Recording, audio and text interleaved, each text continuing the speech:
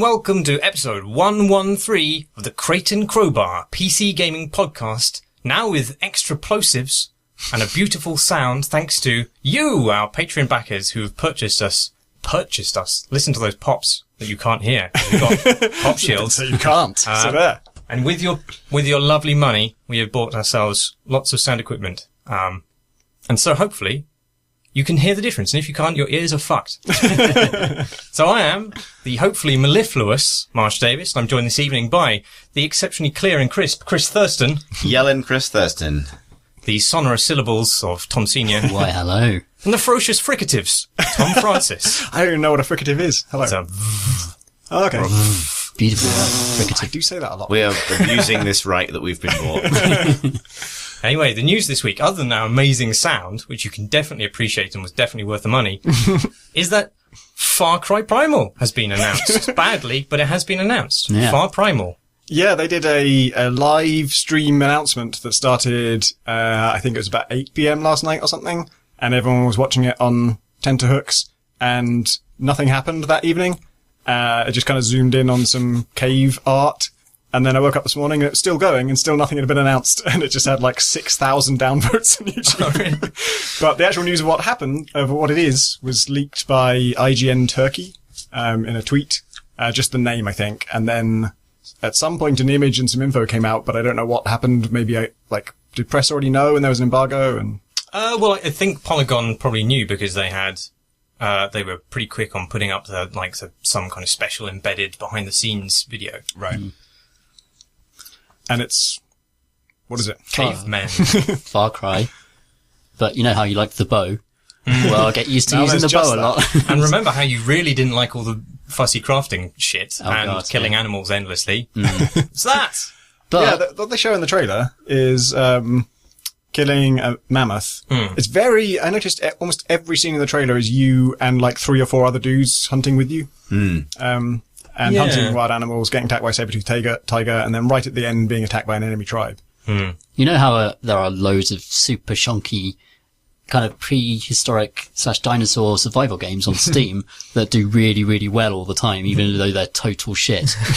What if a company with loads of money made an actual version of one? Yeah, and it was I'm co-op. slightly worried that they are jumping on that bandwagon. You know, they seem to, I mean, in the behind the scenes video, they mentioned survival like 8 times and mentioned crafting. And like, oh, don't become a surviving crafting game. I want to do that. Assassin's Creed Syndicate recently revealed their extensive crafting systems as well. Yeah. Jesus. Make a hood out of, I don't know, peasants' hides. Don't know how it works. How are they going to do, like, 80% of the things that people expect there to be in a Far Cry game? Unless this really is, the kind of like, we genuinely are rebooting it and it's now a survival crafting woodland game. Yeah, there's not going to be any hang gliding in it. Yeah, there's probably not. There's Maybe. Animal skin hang glider crafted out of woolly mammoths. probably not going to be a Bones. turret sequence. There's probably going to be some kind of psychological woo-woo element to it, isn't there? God, There's probably going to be some kind of tribal spirit reality which you can go to, which also phase somehow shift into the primal dimension. Yeah, you'll fall through a time portal And to charge your a future primal where meter. there are jeeps and stuff. Yeah, Come and you'll eat the weird peyote and dream of like a hind Russian attack helicopter for a bit. It's funny that they've had some kind of chemical thing or some kind of delusionary thing in every game since Far Cry 2. In Far Cry 2 it's just malaria, and in the subsequent ones it's been drug trips. I do wonder how they're going to allow you to play a caveman who is also a sort of disaffected youth On holiday. exploring his roots in, Cavemania or wherever it's from. What item of iconic clothing can they possibly market for Loincloth. almost naked? Yeah. Iconic tooth necklace. Yeah. I bet there'll be some pre-order exclusive unlockable club. Oh, yeah. Golden club. Well, the behind the scenes video had loads and loads of different clubs made out of different bits of animal bone, and the guy making it, who did not necessarily totally not resemble a caveman with the amount of hair he had, was very enthusiastic about using, ligaments and stuff to make weapons. Well, I mean, do you think there's going to be outposts? Well, there's going to be other tribes, isn't Little there? villages Mammoth of enemy outposts, manned by mammoths. Because the premise is that you're reuniting your tribe, right? Right. Well, I think I get the impression from the context, this might be inaccurate, but that the trailer represents one of the opening sections of the game, and because you see yourself getting your tribe being split apart by an attack of an animal, right? You're hunting mammoth, and then a saber-toothed tiger comes up, and it seems like you might somehow get separated from anybody else, but you end up on. Who'd have thought that would happen in a video game? Oh yeah, you end up on your own in a savage land, says a Frenchman. Not getting up to turn with latest politically correct terminology. I just processed it as like a disjointed series of clips. I didn't realise it was telling me a story. Yeah, well, maybe it wasn't. Is there going to be a dinosaur in it? If there isn't, there will be a dinosaur in like the first DLC pack, which will be like the Valley of the Yeti thing they did Far Cry 4. Yeah. That's where they do the mythological stuff, I guess. Yeah, it'll be very...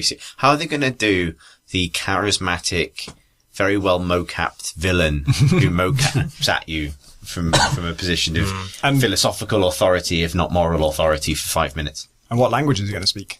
It seems like there isn't a... It's not going to be subtitled, judging by the... You do hear them talk, don't you? Yeah, but they're... unrecognisable language. What are they speaking in? Does anyone know? Probably made up. Probably Simlish. The most ancient of all languages. Presumably we don't have any data on the actual languages they spoke, like, in the phonetic way. Probably not. 10,000 years ago, no. I'm trying to think what a caveman could possibly could posture about philosophically at you while sort of trying to espouse some kind of Nietzschean kind of worldview. Like, do you know what the definition of insanity is? It's not hiding from the spooky shadow. Yeah. But I'm glad that they're not ploughing the exact same furrow forever and ever. Yeah. Because it did feel like from 3 and 4 that they'd found their niche and they were going to stick to it. But yeah. I'm sort of not massively excited about it for some reason. I guess I just need to see what the game is, like what do you actually do. Yeah. I think with stealth games particularly, especially sort of freeform, you either need really, really good AI, loads of like gadgets and tools and options, or ideally both. Like, stealth with only a very limited tool set, which would be heavily implied if like the majority of the items in the game have variants on clubs and spears and bows. You need to have like some kind of amazing underlying AI system, presuming that you're going to spend some time raiding neighbouring villages or whatever in a kind of outposty sort of way. That would be my concern. Like, Far Cry is all about, like, I stuck C4 to this thing, and then the Jeep span over the thing, and then it hit a deer, and the deer bolted, and the deer attracted a bear, and like, half of that vocabulary isn't really possible if it's like, I fired an arrow at a man, and then I hid in a bush, and then I crafted a club. Yeah, true. I'm interested to see how the scale of the world holds up, because Far Cry has always been built around vehicles, and that obviously allows you to cover vast distances very quickly. But unless you could just hop on a tiger and jet off to another place, then I don't know. It's going to be a significant kind of redesign of the kind of topology. I reckon. This is my bet that you're going to realise pretty soon on that you're in like a hidden valley that has actually just survived in the Neolithic period until pretty much the present day, or like the 1950s or something like that. It's a massive fake out. It just turns into Far Cry 5. Oh yeah, the 1950s caveman genre. Yeah, there's a perspective switch where a kind of baffled gap year student parachutes down to the middle of the map and you control him instead. Yeah. Yeah, well, because I mean, that's the kind of thing that has happened in previous Far Cry games where you go to a place which has somehow kind of fallen back into savagery, but now you are playing it, but from the indigenous people of that area's perspective, right? Turns out to be entirely set in like Cheddar Gorge or something.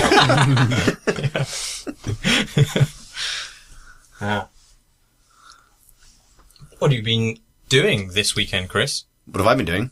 I spent this weekend at European Road to BlizzCon 2015 in Prague, in the Czech Republic. How was that road?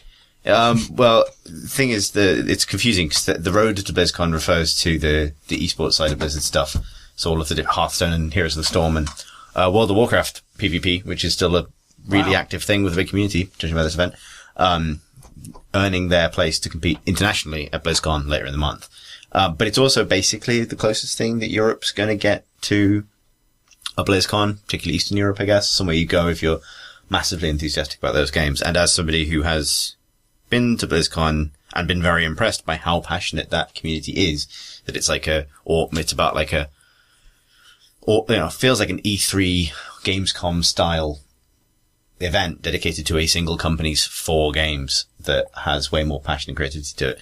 But with that in mind, the event itself, in terms of organization and stuff, was one of the most bizarrely poorly thought out consumer event experiences I've ever seen. The best example of this, I tweeted it and we put a link in the show notes to the picture, was the Heroes of the Storm main stage, because I know you watched the games online, and I'm 90% certain you had a much better experience of watching those games online than you would have done watching them live, where they built a stage for an esport, where if you sat in the central 70% of the audience, it was impossible to see the game that was being played. You could hear the commentary and see the players physically, right, but had no way of seeing what they were doing, because they put both game broadcasting screens far off to the sides of the stage, where only the very, very extreme flanks of the audience could see them, which is about as close to fucked it as I've ever seen an esports organizer get it, as apart from like the real disaster events where it turns out the entire thing was a scam or whatever, which this wasn't. And it's about as close as I've seen to Blizzard do a real kind of like, well, we didn't think about this. Like, everyone walked into the arena and I thought maybe they're going to drop a screen down from the ceiling or something, because there really is clearly a space there where a big screen should be if anyone's going to see anything. And they didn't. So that was weird. Chris actually showed me that picture in the office and said, what's wrong with this stage? And I was like, look at it, what's on it? And I was like, he was very patient. And I was like, nothing. Exactly. There's beautiful set dressing, amazing lighting, incredible, displays to show team logos dynamically and the different teams and lighting that would indicate whether which one thing was red or blue on the map and that kind of thing, but no screen. Damn. Yeah. So that was part of it. It was also the first time I've seen Heroes of the Storm played as an esport properly, really, as apart from one or two toes dipped into it. And, actually, Marsh, I'm kind of more interested to know what you thought of that, because you're the one who knows the game inside out. What did I think of watching HOTS as a competitive enterprise? Well, as in terms of this particular presentation of it, or how it stacks up as an esport in general. Just, did you enjoy it? Did you? Oh yeah, I had a great day. I mean, but I was slightly hungover and I just ate bacon all day and watched esports. It was kind of, it wasn't. Sounds great. I was quite ashamed by the end of the day, but it was basically. Yeah, that's my life now. Yeah, I think I said to Pip, I think I rank watching esports probably above Netflix, but below really any social interaction with another human.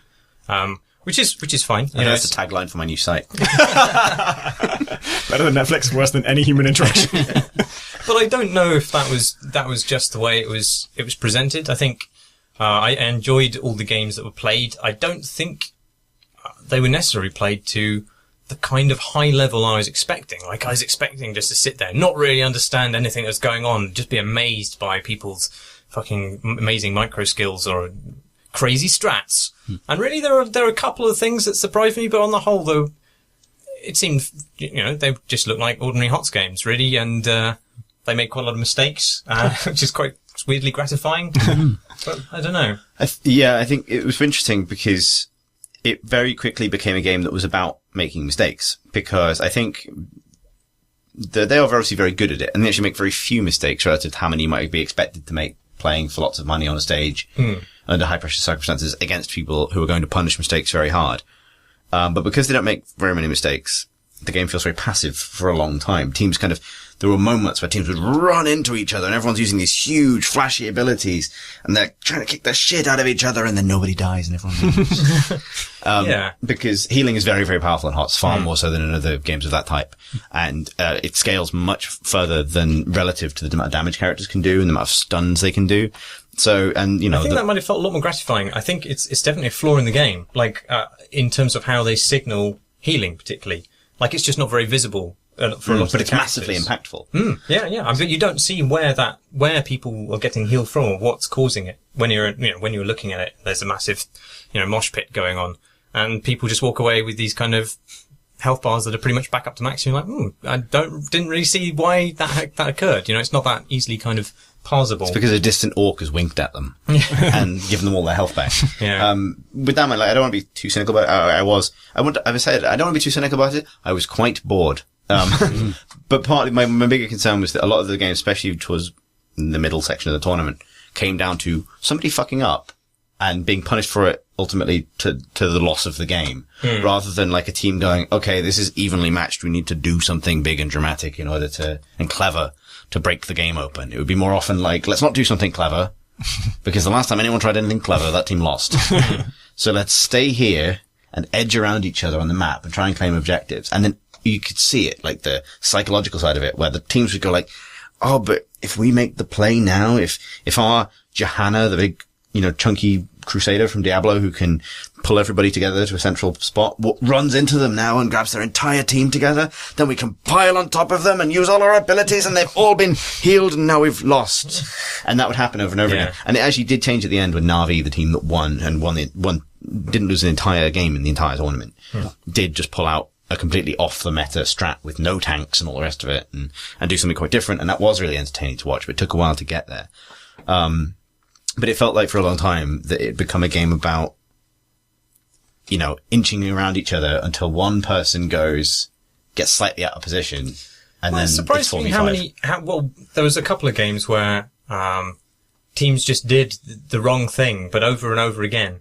Yeah, like there's a boss on each level. There's 2 bosses in some levels, and you can go and attack them. Once you attack them and defeated them, they become yours. But you're very vulnerable while you're in that attacking phase, because the boss is throwing damage at you, and you can be ambushed by the enemy team. And it's very easy for them to kind of wipe you and then turn the boss to their side before it's down. And like that happened. And then it happened again, and then the team that seemed to win that time made the same mistake and got punished for it. And then it happened again. I was just like, what do you do? Why have you not learned anything? It's weird, because the other thing is, like, if you I've gotten back into playing HOTS, I should say that. Like, I really am enjoying it again as a game. And when you play HOTS, and maybe it's just a traditional MOBA thing, but you get used to the idea that everyone goes to a different lane. You split up at the start, and it's asymmetrical in some way. But professional HOTS is 5-man almost all of the time. Like, there were a few matches where they had characters who could soak by splitting into, different groups, or there was an Abatha who could soak on one lane while kind of controlling on another. But on the whole, we pretty much by 5 minutes in, they were roaming as a 5-man. They would start as a 5 because it's that thing of like that first pick-off means a lot. So you start as a 5 on the off chance that the other team hasn't done that. Because if they haven't done that, and one of their team is actually on their own, that person's totally giga-fucked. and then, so the response to that is both teams go as 5. And so it's, I don't know, there's something that needs to slightly change in the meta just to encourage teams to break up a bit more and, try things as individuals. Because I think that was the thing, is I came away from it with no particular sense of the personality of any individual players. I got a sense of what teams were like, but not a sense of like, oh, that guy. That guy, he did this one thing off on his own. It was really ballsy. But that might well be me. I think they may be changing it to the opposite effect of that, actually, because the new patch, I think it's hit today, actually, is going to lower the difference between levels in the early game. So there's probably going to be less advantage for you laning and earning XP that way. What is, do they have StarCraft there? They did. They had a StarCraft show match, which was, so there was, because I think the StarCraft tournaments are held separately, because I think partly because they don't need regional championships for StarCraft, because there's literally one non-Korean in the top 26. Wow. Right. Like, the top 16 for BlizzCon is 15 South Koreans and one French guy, who's 13th, and who is playing like the first top-seeded player in the world in his first game in the elimination. So that's probably why there isn't like a European regional championship, because it's one guy. But there was a StarCraft Legacy of the Void show match, which was kind of a bit of a marketing exercise to show off the new game. But it was played in Archon mode, which is the one where 2 players control the same base and same army. But it was that French guy. And, it was 2 different StarCraft. They were teammates, as in they're in the same StarCraft team, but obviously it's an individual game. And they were playing together. And it was very one-sided. It was a best of 3, but it only went to 2 games. Because one team, I think Team Liquid, had 2 players that are both Zerg players. And the other team was the best European player, the best non-South Korean player in the world, who's a Protoss player, with his teammate, who's a Terran player. So they played Terran, I think, assuming that they needed to play like the weaker player's side. But it was, very uneven, because it turns out having 2 Zerg players in one Zerg base is just a massive advantage. Right, because their creep benefits you lower and stuff like that. But they know the game. They know Zerg inside out, so right. they can, they're not having any trouble with that. But they did make jokes about it. Like one guy had just been assigned to paint the map with Zerg creep, because you need quite a lot of micro. It's not a micro task which spreading the Zerg, morass across the ground that gives them a bonus is a micro task that most players don't prioritize beyond a certain point, because there's a million other things you could be doing. But when you have 2 people, 2 brains occupying the same body, basically, you can just assign one guy to colouring in the map, and it was absurd. He was soaking half of it in thing. The other thing that was really funny is when all of a sudden they had 4 evolution chambers, which is too many evolution chambers, and you could tell exactly what had happened. But one of them had said, I think we need to get 2 evolution chambers, and they'd both immediately built 2 evolution chambers, which is the kind of I think Pip described it as a pantomime horse, and there is an element of comedy pantomime horse to Archon mode, Legacy of the Void. But, I think they wanted to push that mode and kind of stress some new stuff, so it didn't really feel like a competitive electric sport. What was the other thing you saw there? The best thing about the weekend, the thing that really, saved the entire experience for me, as a sort of, as a something I travelled for, was Overwatch. Which I played a whole bunch of, and Overwatch is fucking great. What is Overwatch, Chris? So Overwatch is when it was announced, people compared it to TF2, and that's pretty accurate. It's a first-person team-based competitive game with a heavy focus on objectives. There's a lot of enemy territory in it as well, in terms of progression of objectives. In fact, map design-wise, maybe we should get to the start of the basics, but it is probably more enemy territory than it is Team Fortress. Okay. To a degree, at least. And, it's also got a substantial element of the MOBA to it, in that its, characters are, rather than being classes, like a spy, a scout, a soldier, are actual, they're MOBA style people with names and so on, who have ultimate abilities and a selection of powers, that are completely unique to them, and there's no crossover in either weapons or abilities between characters. And and I remember seeing it announced at BlizzCon last year and thought it looked cool, but wasn't really expecting much from it. I hadn't followed it very much, and I was mega impressed by it. And to pick that apart, so my first experience with it was jumping into a game, in a sort of, a demo setting, so kind of with strangers, and I decided to play a character who looked relatively simple. So pick up this character called Zarya, who is this kind of space marine kind of character, big Russian space marine, power armor with this huge kind of plasma gun. And you sort of have a chance in the preamble to sort of find out what she does. And I'm immediately surprised that you can't switch weapons. There's no weapon switching. For most characters, you just have one gun. Wow. And that is your character's gun. And it maybe has 2 fire modes, or it doesn't, depending on the character. And it's all, I think they feel a lot of freedom because they designed the guns specifically for the characters that will carry them. There's a lot of freedom to kind of completely tie them all together in how the abilities work. So Zarya is pretty simple. Primary fire is a kind of linear laser cannon. Secondary fire is a kind of plasma lob grenade thing that, a bit like the secondary fire and the flat cannon in an Unreal Tournament, that, consumes more ammo to fire, but is from the same clip. And then every character has 3 abilities other than that. One on E, one on left shift, and one on Q. Which feels weird at first, but actually it's quite natural because those are all buttons you use a lot in shooters for other things.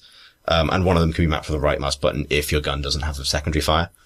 So, hers are quite simple actually, because her shift and her E are actually the same ability targeted differently. So she has a shield that she can place on herself with shift, or on an ally temporarily with E.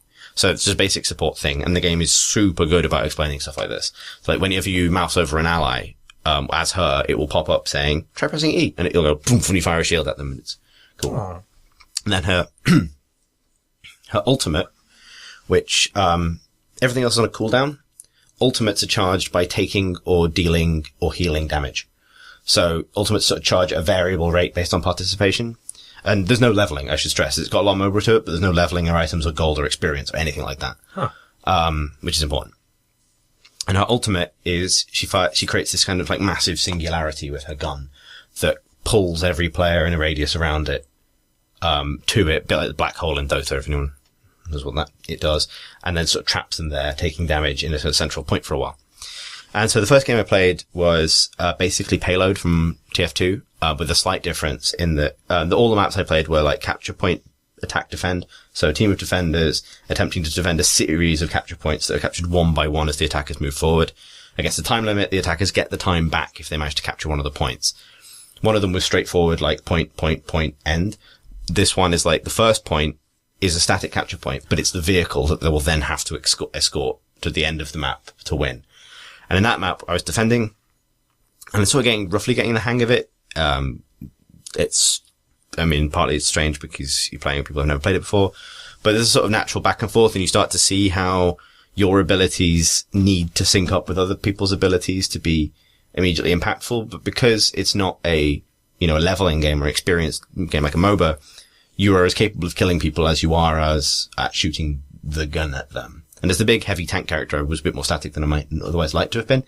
But, I'm there sort of, shielding allies and lobbing grenades around corners to try and like flush people out. And then I had a moment where it clicked where, I got my super for the first time. Sorry, my ult. And just as, I think just as it happened, another character who was playing, an archer called Hanzo, who has an arrow he can fire into a wall. When it sticks into a wall, it emits like a sonar pulse that reveals enemies through walls for everyone on his team. Showed me that basically the entire enemy team was about to run through a doorway to try and flank in the same direction. So I fired my massive black hole into that doorway and got 4 of them and out of a team of 6. And it's this amazing feeling of like having pulled them all together. And I was sort of like gleefully just lobbing grenades into the center of this thing. Got a quadra kill, which is presented like an MMO style, kind of like quadra kill kind of thing. And it was a huge moment, and I could hear because we were the first people in the beginning of the day for the press preview, I could hear the developers like go, "Hey!" And it was like, and one of them went, "That guy likes it now." And he was completely right. And because it was like, that was the moment I was like, "Oh fuck!" Right? Because initially I felt a bit passive, like I'm the big slow tank that puts shields on people and doesn't die, whereas you got snipers and other characters doing things. But that was the moment I was like, "Fuck all of you!" And then at the end of that game, one thing it does, they're actually expanding this. I spoke to them about it, but this was an earlier build. One thing it does at the end of the game, I guess at the end of a round, because you play as attackers, then you play as defenders, or the other way around. At the end of the round, it goes like play of the match, and it picks something out and then plays it to every person in the game as like a replay section. So for that, and it like flashes up your name and your character. So it's like play of the match, and I got it for that quadra kill in the first game. This is not the only reason I like Overwatch. the first game I had, it was like play of the match, Chris, and then like me like blowing up 4 people, which was fucking rad.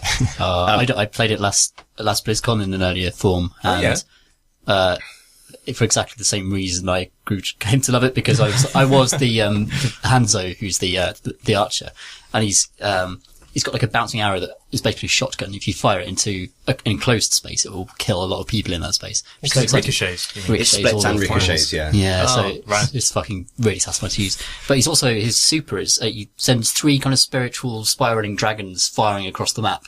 You just hear him scream, and then the dragons are coming, and that, you've got to get out of the way. Killed like 4 people just fortunately with that, and that became the player of the match, and that was like like Chris, the moment where I went, yeah, I'm into this now. Yeah, I want to do that. This is actually one thing I miss from being press is that the first time you play a game is often with other press who have also never played it before. You just don't get that in the wild. Anytime you buy a game as a customer, everyone you're playing against seems like 10 times more experienced than you, and you just get your ass kicked. I remember like the first time I played Modern Warfare multiplayer, I was reviewing it, so it was against press who's also never played it before, and I did really well, and I was like killing everyone with a knife and stuff, and it was the best game of Call of Duty multiplayer I've ever had. Never had that high since. It's so good playing against mainstream press as well. Yeah, they're all idiots. That's the other thing. Honestly, my time with Titanfall for review was split between an early event that EA did and then playing it in the wild. And like I walked out of that EA event going like, I'm going to be a pro Titanfall. Because I played it for 2.5 days solid and just ruined every single game. And because I played some FPSs, whereas like the person sitting next to me was like, so this is a video game, eh? Looks fun. I'm like, no, it isn't. This is real, damn it. But yeah, so that sort of win was the thing that sparked my interest in it. But like, actually then I kind of picked apart what is a really, really well designed team strategy game. And the thing that I've come away from feeling now that I can now feel is that TF2 is a mess. Huh. Now it is a mess. Like, it was beautiful once, but like I went back to TF2 relatively recently. I think I spoke about it on the podcast, and it was just this sort of fucking crazy shit show. What's going on in there anymore? And it's a wonderful game, TF2, and it like Team Fortress will always mean a huge amount to me, but I can see if this game had been in TFC's place when I was playing that, I can imagine being in love with this more in a way, because of the way it's very clear about what every character can do, but it provides opportunities to excel through your different abilities that feel genuinely different and gives you access to a lot of the fantasies of playing TF2 at a high level, really quickly. Like, I mean, that's a clear way of putting it. But like, for example, there's a character called Tracer. She's all over the art for the game. She's like the Cockney one with the terrible accent. Yeah. Blizzard just really needs to stop paying American actors to be English or Scottish, because it doesn't fucking work. But anyway, initially I looked at her skill set and was like, how the fuck is she in the same game as some of these other characters? Because she seems really underwhelming. So she's in like the soldier category, which is like the damage dealing stuff. And in her category is like an amazing character who can fly, has a rocket launcher, and whose ult basically like opens her like Gundam robot suit out, and she like stands in the air like haloed by rockets, and then like bombards an entire area and can wipe out an entire team. Yeah, I want to play her. Yeah, everyone wants to play her. She's in the same category as Tracer, who she has 2 guns. She has 2 guns, but they do a lot of damage very, very close. But she can't take a hit. Like, she's one shot killed by the rocket launcher. What? She can't take a hit. Her Uzis do a lot of damage up close, but they have to be reloaded constantly, because you use like and you're done. And her abilities, none of them are damaging except her ult, and her ult at first is just a sticky grenade, like the kind of thing you'd expect to have at your disposal fairly regularly. It's a grenade that you can stick on the wall or on a player that is lethal to the person you stick it on, but is otherwise regular grenade radius. It's not like a nuke or anything. And that's her ult. And her other abilities are, she can, blink, like teleport. So she can, but it's laterally. So it's in the direction you're currently moving laterally, but if you jump, you don't go up, kind of thing. She can like store up to 3 charges of it. So blink, blink, blink, blink, and they recharge quite quickly. And her other ability rewinds her through time about 4 seconds. And resets her to the health and ammo that she was at that time. Presumably you can't use that after you've been one shot killed by the rocket launcher. No, you can't use it if you died. It's not like a Braid style kind of get out of a thing. But if you get like pegged once by a sniper and the next shot will kill you, you can then rewind time and not have taken that shot. Huh. But those are both quite passive things. And given that she's really aggressive, really close range, and doesn't have any health, you're like, why do you do this? And the first time I played her, terribly. And then I realized that basically she's this game's version of the spy. And it's not that obvious. Like, there's another character who can flank quite well. But Overwatch it's actually not about the capture points. It's about these choke points that form between the capture points. Because defending on the capture points is really risky for the defenders. Because if you get wiped and you're all respawning, the attackers will just get you at that point. Because they have no more distance left to cover. The defenders are incentivized to set up what their choke points as turrets and stuff like that. You can build as certain characters, that kind of thing. Set up their choke points, or at least the line of battle, at natural points in the map that have always been designed for that purpose. Multiple levels and elevations and flanking routes. But broadly speaking, somewhere on the map there'll be an entrenched fight between the heavy frontliners on each team. And then Tracer's job is to quickly teleport through that line of battle, which he can do, pick at people, and then rewind back and do it again in a different direction. Huh. And so and you have this thing, it's like, I've never done it in a shooter before, where you're almost playing out different versions of the same attempt on the same emplacement. You run in and you kind of spray somebody with the guns, and maybe you kill them, maybe you don't, and then you see them see you, and you're not supposed to rewind when you're already being shot at. You're supposed to rewind the moment they catch you, like a stealth game. It's like, bye, and then and you're back again. And then And you do that. And sometimes you get the kills. Sometimes you can spend longer behind enemy lines if you're doing well. You learn where the health packs that spawn are. So that you're stealing their health packs from behind them, teleporting between them. And so like, I did something where I got, I was really low and the health pack hadn't spawned yet, but I stood in the health pack, ran out to try and find another one, didn't find it, but was getting shot at, and then rewinded myself to the other health pack, which had then spawned, got my health back, and then went out again. Is it like a flexible thing where you decide how long to rewind for? I think it's as long as you hold it down, but right. I think every time I always ended up rewinding the maximum amount anyway, just to kind of like get myself the furthest from danger.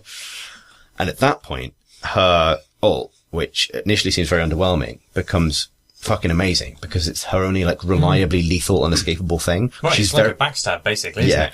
It's like, but you have these amazing, like, so I had this brilliant moment, which is again, it didn't get in play as player of the day or whatever, but it was for me like the coolest thing I did in that game was having been sort of harassing from the enemy lines for a long time. And actually all I was really trying to do is get them to turn around, because the moment they turn around to chase you, your team, the attackers, have a huge amount of opportunity to break their line because they're not looking in the right direction anymore. That's definitely true of the spy. Like half the damage you do is just from people you never attack. Look over here, never attack you.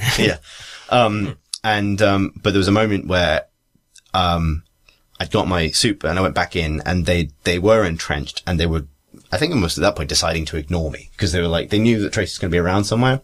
So I did like this triple blink right on top of them, stuck a grenade to the back of their medic, and then rewound. And I didn't see it, but I just hear the explosion, and then it's like quadra kill. And it's because it's gone off, and they've been grouped together, because that's how the medics are encouraged to work. It's like, cuddling each other for the health. And they hadn't noticed. Because it doesn't give you like an indicator, I think, when a bomb's been stuck on you. It's just this moment. But they will see it in there, because whenever you die, you see your death played out from the eyes of the person who killed you. So what they will have then all seen is this kind of tracer go, like beep, beep, beep, beep, and then beep. And then there's such a cool thing, but also a really, really nice, like concise idea of how the game should be played, put into one character.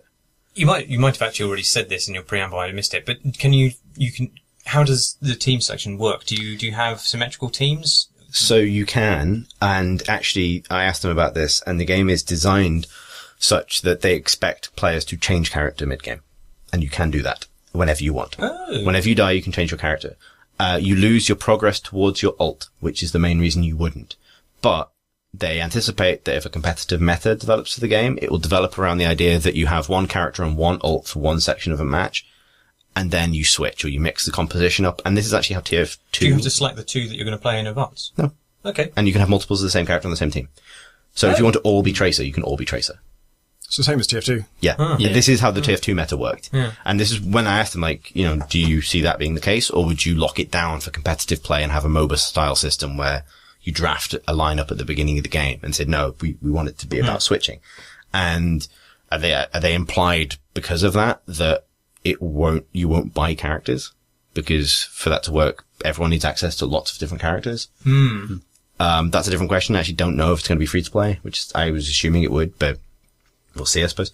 But the thing that I think is the key thing, because that really opens it up, because then it goes from being a game which could get really slow. Like if you were locked into one character and you have this really simple vocabulary of, I teleport, rewind, and put bombs on things, and you just do that for an entire game, it risks feeling boring, or if it's not appropriate to the defensive or offensive scenario you're in, it risks, I fucked this by picking Tracer as a defender and I can't do anything. Whereas actually you always have that freedom to move sideways in the roster and just try something else. And each of these characters kind of boils down to this kind of cool little cycle of fun actions, each with their own they all see the map very differently because of what their opportunities are. And it's just... There are even different traversal methods for different characters. So, for example, some characters will be able to mount and do a few parkour moves to dart up walls that other characters won't be able to do. And there are some characters that can just straight up kind of fly, in some instances, and other characters that are just based on the ground but very fast. And you consider TF2, which has 9 incredibly well balanced, classes. Every character in Overwatch is a class. They have roles, but they feel very different. Their abilities are completely different. How many are there at the moment? Well, probably a dozen. It's it's more than that. It's closer to 20, I think. There were 2 they've announced that weren't playable in the build I played, but a lot were. And Tom's right. Like, what's really interesting is it has roles and it's 4. It's like soldier, defender, tank, and healer. It's actually a brilliant thing. On the character select screen, because there isn't a limit on how many different each class you can do, it doesn't just say your team doesn't have any spies or your team doesn't have any medics.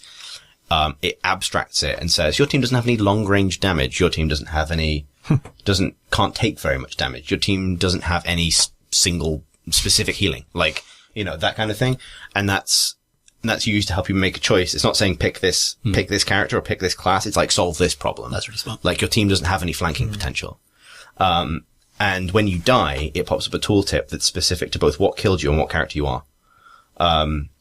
So, you know, I was killed by, Farah, who's the flying jetpack rocket lady, her rockets as Tracer. And it's like, it basically said, you should really be able to dodge that as Tracer. You're very, very fast. Stop running around like an idiot. You're very, very bad. There's a character called Winston who's like this giant ape in armor, who, can leap and has an electric gun. And, his leap, I managed to leap directly into the sea as him, the first time. Charged out of the doorway. You should be able to defeat the sea. Yeah, and it didn't have a pop-up for don't jump. Just don't throw a monkey in the ocean.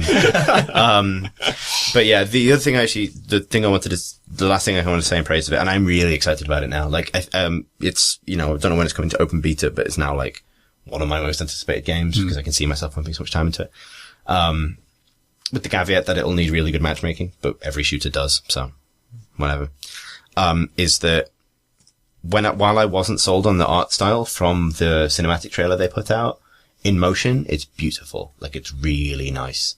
Oh. And the lighting, it feels like Blizzard quality kind of shine on everything, but, genuinely new as well. Like, it has that polish. The other thing is, they have completely they've definitely improved their game when it comes to designing female characters. Like, in a big, big way. Like, it feels like they took a lot to heart with the criticism that, you know, latter day WoW and StarCraft and stuff have received, and even Hearthstone with its, you know, many weirdly, you know, bum and boob heavy cards. And, it's a very balanced selection of characters, balanced selection of body types. Like, the game does have, Widowmaker, who's like a sexy purple French assassin with a not very, like a skin tight costume, and a character called Sinestra, who's one of the, supports, who's like an Indian lady wearing this sort of like split ball gown. But it's at least that's a little bit unusual compared to how, you know, women are usually exposed in games. But it also has Zarya, who's just huge and muscular, and she's the heavy, basically. She's the tier 2 heavy. It has, Tracer, who looks fast, like, you know, she's wearing skin-tight clothing, but she's designed to look like she's incredibly quick, and she is. And then Farah, who's like basically the biggest badass in it, as far as I can tell. She looks like Samus from Metroid, but in this kind of like Egyptian Horus-themed Gundam suit. Oh, wow. With like this kind of like fold-down, like hawk beak visor above her head. And it's like, yeah. It's like, and, you know, there's nothing, you know, sort of sexualized about her presentation at all, really. She's just really scary. And, that's great. Like, that's really positive. I mean, it would be great if they could apply some of that to like fucking the succubus Kerrigan skin from HOTS, which is, you know, weird. It's the same company, but it's nice to see them design it. I mean, and this is obviously before they announced the series of like fucking like Santa's Little Helper skins for all the female characters when Christmas comes around. But that implicit, like, you know, pending sigh notwithstanding, like, I was just dead impressed by how it looked. It's really good. I want to play it. When's it gonna go beta-y? They haven't said. It's been in the Battle.net client for ages as a kind of zone. Like, I assumed that meant it was coming imminently. Yeah, me too. It's been in there for a while now, so. What have you been playing, Tom Francis? I have been, watching someone play SOMA. I played SOMA for a while, and then I stopped playing SOMA and decided to watch someone play SOMA instead. And yeah, I played it. So the last time I was on the podcast was 2 weeks ago, and I played it when I came back from the podcast, somewhat drunk. And it turns out that's the worst way to play a horror game because, you're not very scared of things when you're drunk. In fact, some might say you're overconfident. Is this the game by Frictional? Yes. So the makers of Amnesia, and they didn't make Machine for Pigs, but while that was being made, they were making this. And it's, similar kind of format of game, but it's set in an underwater base, and it's less of a horror game. They call it psychological horror, and the themes are meant to be scary. But they said on their blog recently that like a lot of people complain that the game is not scary enough, and they feel that's sort of an expectation set by the previous game, but not necessarily by what this game is trying to be. It's not meant to be a straight out horror game. But so one of the reasons I decided not to play it, was that I got to the first scary bit where there's a monster, sort of stalking you. And as I say, I wasn't playing under the best circumstances because I was drunk. And also just in general, I'm a very curious player, and my main instinct in all games is to find out what I can and can't do and find out what the boundaries of simulation are. And if there's some weird, mysterious thing, I want to go over and look at it. So the weird, mysterious thing stomped in all the music and all the lighting and even like screen effects telling me, oh my God, terrifying thing, don't even look at it. So I ran straight up to it, looked it in the face, and that's just a weird machine thing. And then it like nudged me, and that made me limp for a while, and then it nudged me again, and then I had to restart. And so games. It wasn't really scary, and okay, if they weren't going for like pure horror, then that's not a fatal flaw, but then it's used as a horror thing. Because if you're not scared of it, it's just fucking boring. You just gotta sit there and wait for it to go away, and it just sits outside. You know, Alien Isolation, I think, really is scary, and even in that game, I got super bored of just sitting in the cupboard waiting for the fucking thing to go away. And this is like that without the fear. And so I ended up watching someone play it, and there's a YouTuber called Christopher Odd, and watching him play is amazing because he's everything I am not. He's like the dream player for developers because he just engages with it so much. Just from the word go, reads every bit of text. Is fascinated by it. Every time there's a date stamp on it, he says, oh, so this is like 2 weeks after the last lock. I'm like, what? You could just put that together? You're actually paying attention? And when there's a surprise, he's like, what? And like, he's just really emotionally in tune with it. And actually, I think I like that, as an audience, because I'm not only, am I not going to get that from like a no commentary playthrough, but also I'm not even going to get it from the game. Like even when I'm playing, I'm not that engaged. I'm more engaged with his playthrough than I was with mine. And one of the things that's really interesting about it, SOMA is based on, well, the central kind of,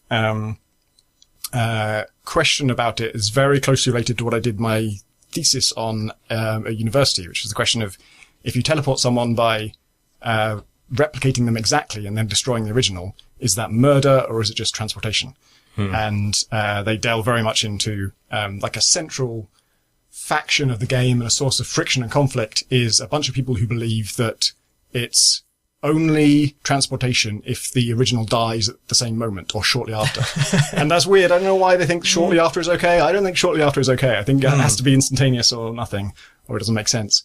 And I'm not sure it makes sense anyway.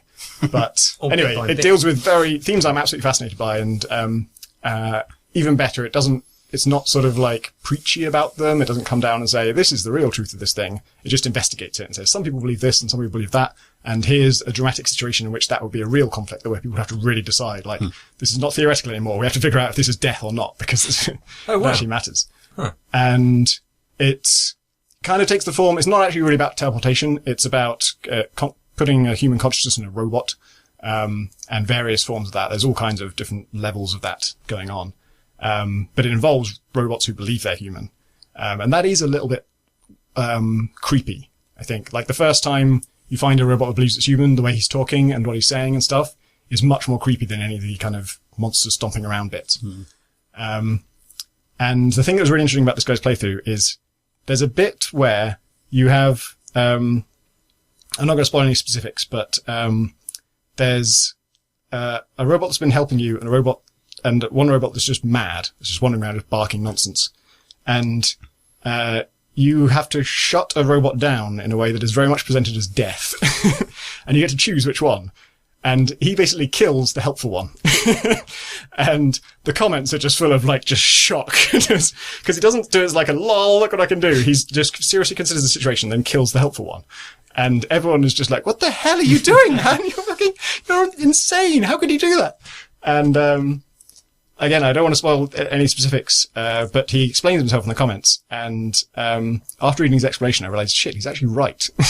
He had a very good reason for doing that. And, we don't know for sure all the facts of the situation, but basically based on what he saw, probably was the ethical thing to do.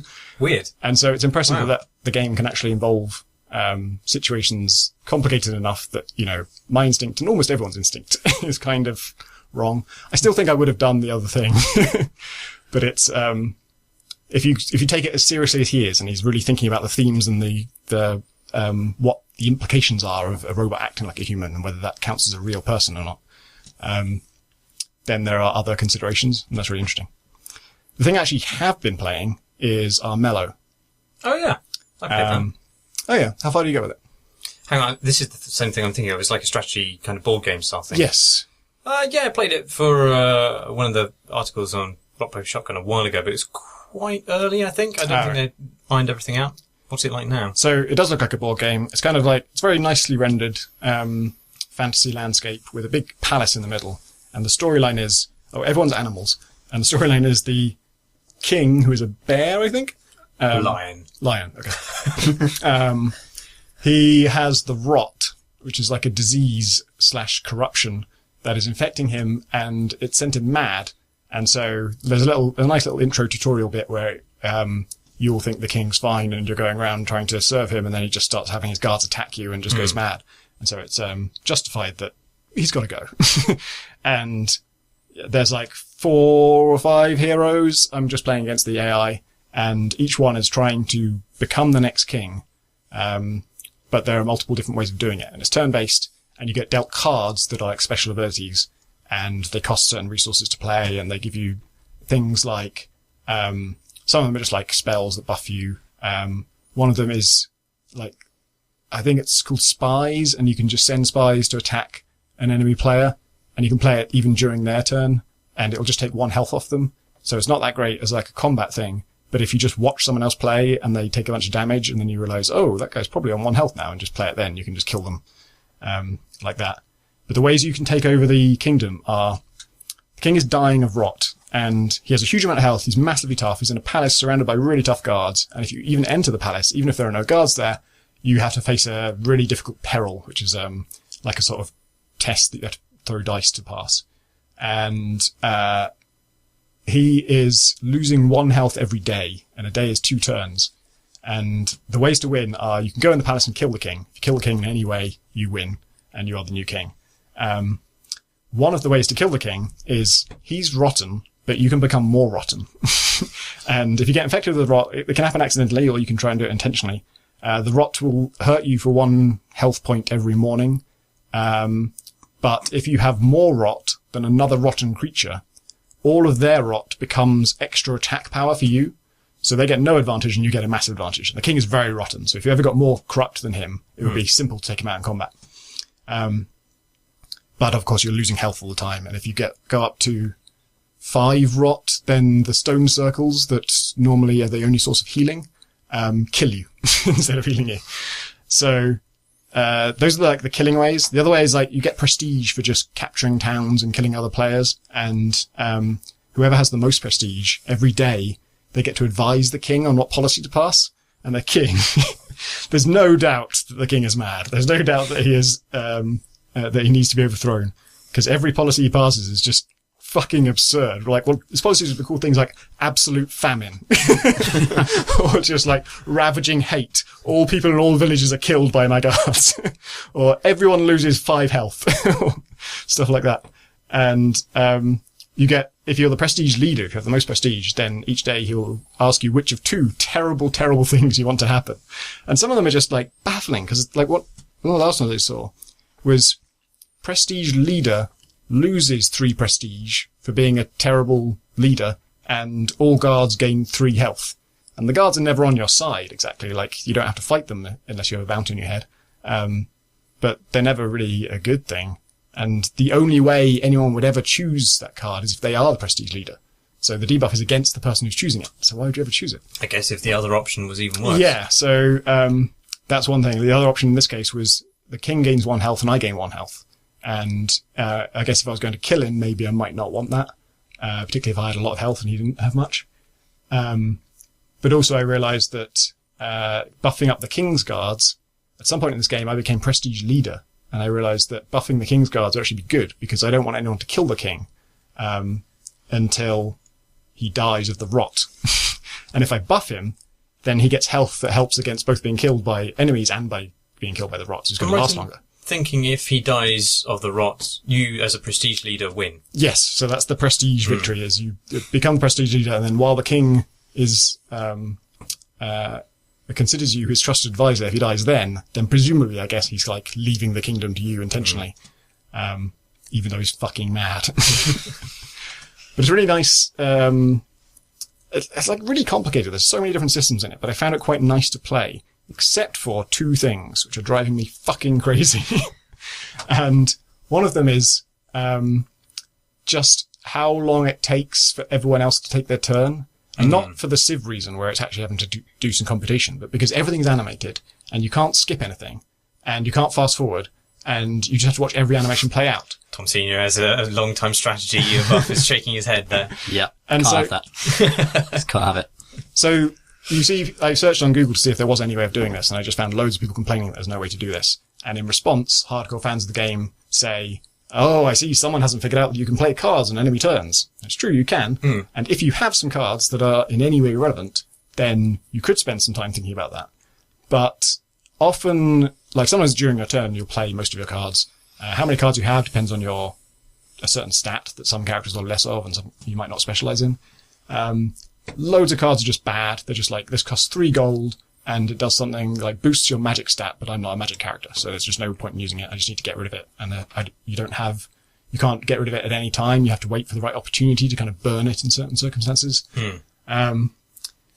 And yeah, so often you just have a card where none of these things will ever be relevant on this turn, no matter what anybody does. Even if someone comes up and kills me, it's not relevant. Even if, nothing that could possibly happen would require me to use this card.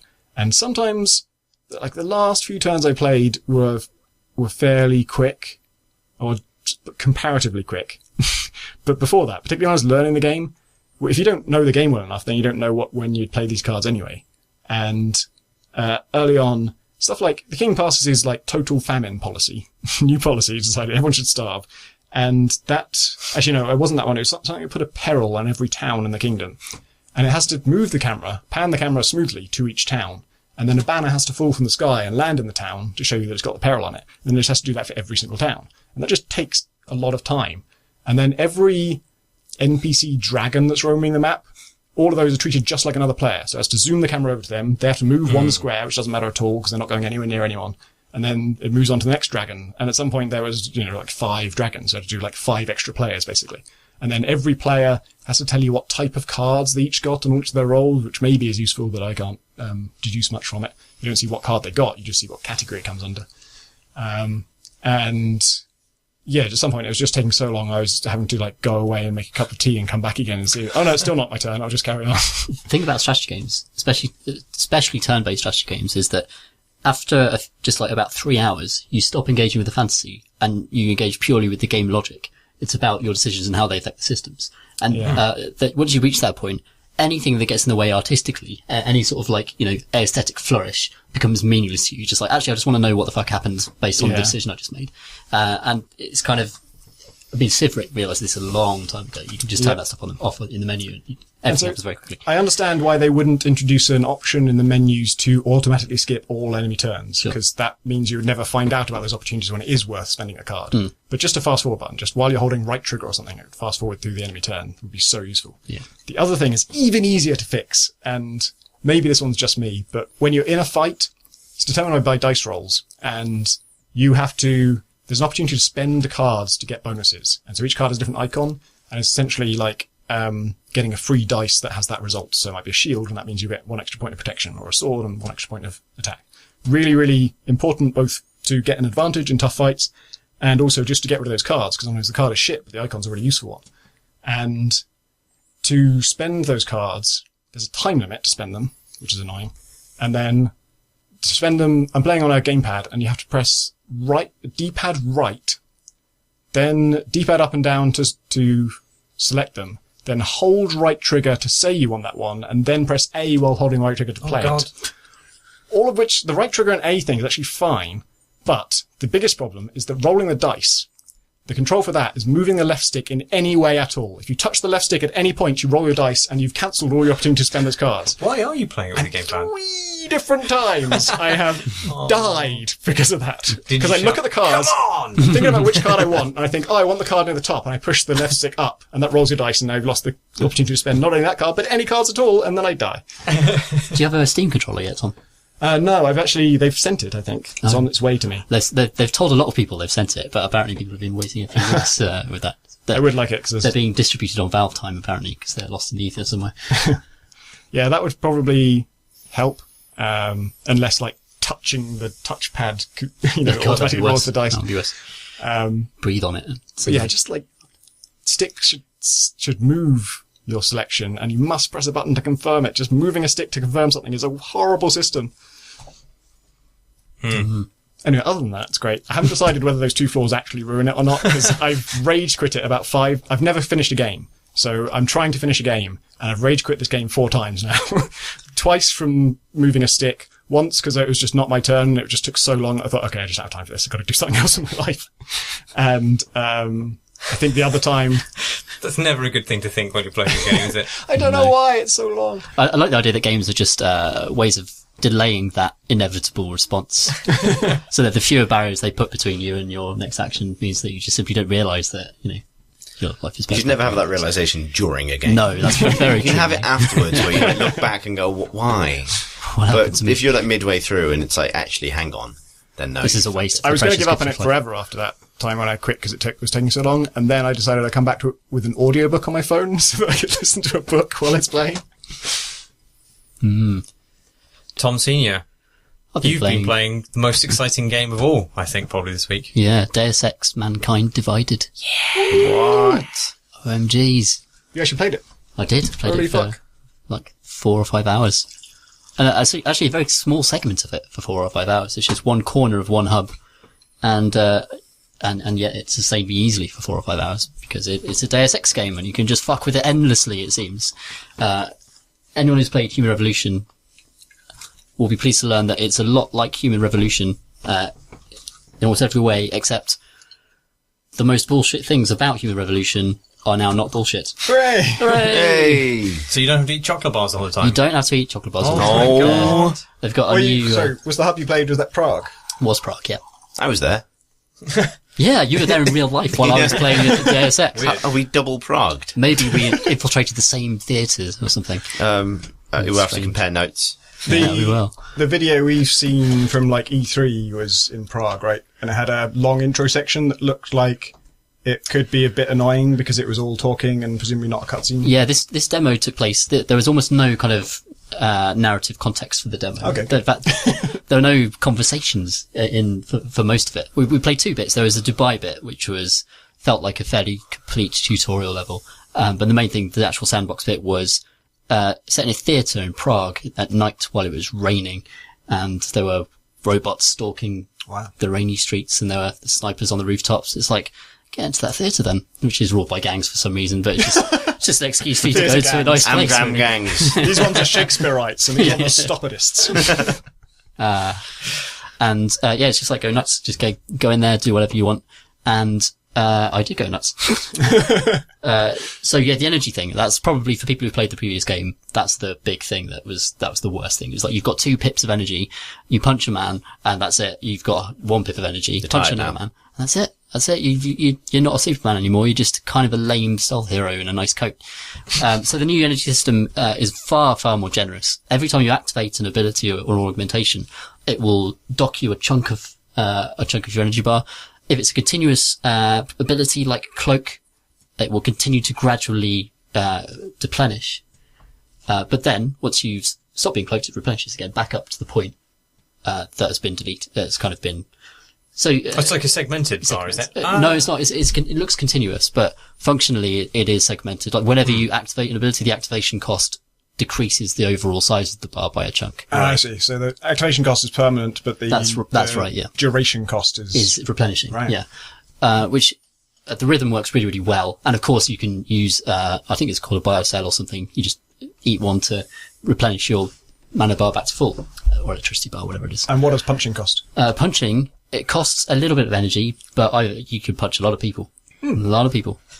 And the best thing about this, actually, is that you can actually chain abilities together in creative ways, which you just couldn't really do in Human Revolution. You had to pick one ability, like, I want to cloak, and that was it for the entire level, pretty much, unless you had some chocolate bars on you. Whereas now, there's a brilliant new dash move, which is basically Blink from Dishonored, but with cool golden electricity. Sweet. And is that stealthy? I mean, it's the fact that it can be. It's the fact that it's a golden flash of electricity. Yes, but that the way you can combine orgs actually can make it more stealthy than it initially appears, which is one of the interesting things about this compared to Human Revolution. So the dash move is like Blink, but depending on what it hits, the contextually it will react differently. So if the dash hits a piece of cover, you'll just take cover. If you can aim it upwards and there's a kind of ledge there, you'll mantle it. If it hits a guard, you will punch the fuck out of them, with a really amazing sound as well. The sound effects for this stuff are really, really satisfying. Are you actually teleporting? It's unclear. You're not actually teleporting. You're it's almost like a Dragon Ball Z thing where you're just surrounded by so much electricity and you just kind of propel yourself forward at amazing speed. I don't understand how it's supposed to really work, but at the same time, there's a thing called Titan armor where you become a giant black triangle monster and deflect bullets. So it's kind of gradually stretching what, you'd expect an augmented human to be able to do. But the cool thing is that you can, once you've dashed in Human Revolution, that will be it for ages, but actually you've got loads of energy left. So you can dash into the middle of a group of guards and then Typhoon, which is a move from Human Revolution where you spin and just shed like dandruff warheads from your shoulders, which then explodes and kills everyone. And you can combine those two. Or you can, activate Silent Feet, Quiet Happy Feet, at the same time as dash, and you'll do a completely silent dash, which will let you kind of go up and snap someone's neck and horribly stab them. And yes, and a lot of the kind of creativity in combat scenarios, is almost about it's more like Solid, that it's like improvised mid-combat creativity that you couldn't do at all in Human Revolution, which makes it a much more kind of moment-to-moment, more interesting moment-to-moment action game, for sure. He does have new augmentations, but not only that, he has different versions of each augmentation to suit your playstyle, which is a big change from Human Revolution as well, where if you wanted to be non-lethal, you could never use the Typhoon bombs because they're bombs. But now there's a non-lethal variant where instead of warheads, you release gas grenades, which pop into green gas. And there's a different thing you have to deal with after that because they spasm and fire kind of around themselves randomly as they're passing out. Stealth. So it's a risk. It's not a stealthy move by any means, but it is non-lethal. So Can they shoot each other? No, I didn't see that happen, but that doesn't mean it didn't. I mean, it's chaos in there. That would suck if you go for the non-lethal approach and they all just shoot each other while something very effective. Well, I mean, you shouldn't use the spasm grenade. Spasm dandruff. Yeah. Spasm dandruff. And yeah, so he can also, he's got his big, elbow chisels that gushing out of his arms and kill people horribly. And you can shoot them now? You can shoot them now. And, I've tried to pin guys to walls. I know you can, because in a trailer, I've seen it happen. I tried it a lot and couldn't make it happen, but I'm sure it'll be in. Do you have to retrieve them or do they come back on their own? I think you nano-generate them inside your arms somehow. Okay. Nano-generate my fist chisels. You can charge them as well to make them explosive. And as you do that, the surface of the nanoblade kind of ripples in a slightly disturbing way, and the end of it glows like almost white hot, and then you let it go. And can you nano? What's the non-lethal variant of the chisel? Yeah, no. Well, the non-lethal variant of that is you shoot a wall as a distraction, and then they go over there. But which seems like there's so much stuff to pick up in this game. Like one of the big differences with the new engine they've got is that they could just put loads of detritus and just crap all over the place. So you're never, in Prague, I was never more than 2 meters away from a traffic cone or something something that I could. That's what they say about Prague. Throw at the enemies in some way. But if you want to do it in a really cool way with your own custom generated bespoke nano chisel, then you can create that distraction that way. If you artisanal nano chisel. You could, isn't there a taser thing that's the same? Oh god, the taser thing's fucking great. The taser thing is, I got so excited playing this because all the toys are so much fun. Your knuckles can turn into individual taser guns on your right hand. Taser knuckles, right? So, you hold down the button and you kind of scan it across enemies and it will form red target boxes across them. I think you can go up to 4, given the number of knuckles you have. And, unconfirmed at this stage, but. Can you grow extra knuckles for additional target that would be amazing. Knuckles all up his arms, torso. He really didn't ask for that. Yeah. Could we have made it something other than knuckles? No. When you actually launch that ability, you get this, they all ping out in arcs and hit their targets, and they spasm again for a few moments before collapsing dead. But you can also hit security cameras with the same homing blast. So you could just go up and nuke like 2 guards next to a camera and then just sail on through.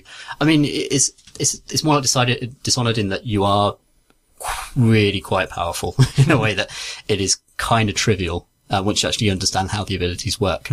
But that doesn't mean it's not amazing fun. Do you know how they'll balance that? What kind of threat could you come up against which would actually challenge you then? Well, I was killed a few times. You are quite fragile. Like, if you take a few shots, then you have to deal with that either by activating armor or cloaking or, being careful.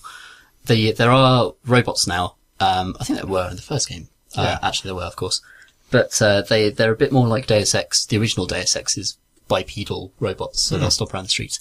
And conventional weapons, it'll take a long time to take them down. So you're going to need to actually kind of plan for those guys in a very different way. So I lured one down into public toilet. And as I was running into the public toilet, I planted an EMP landmine.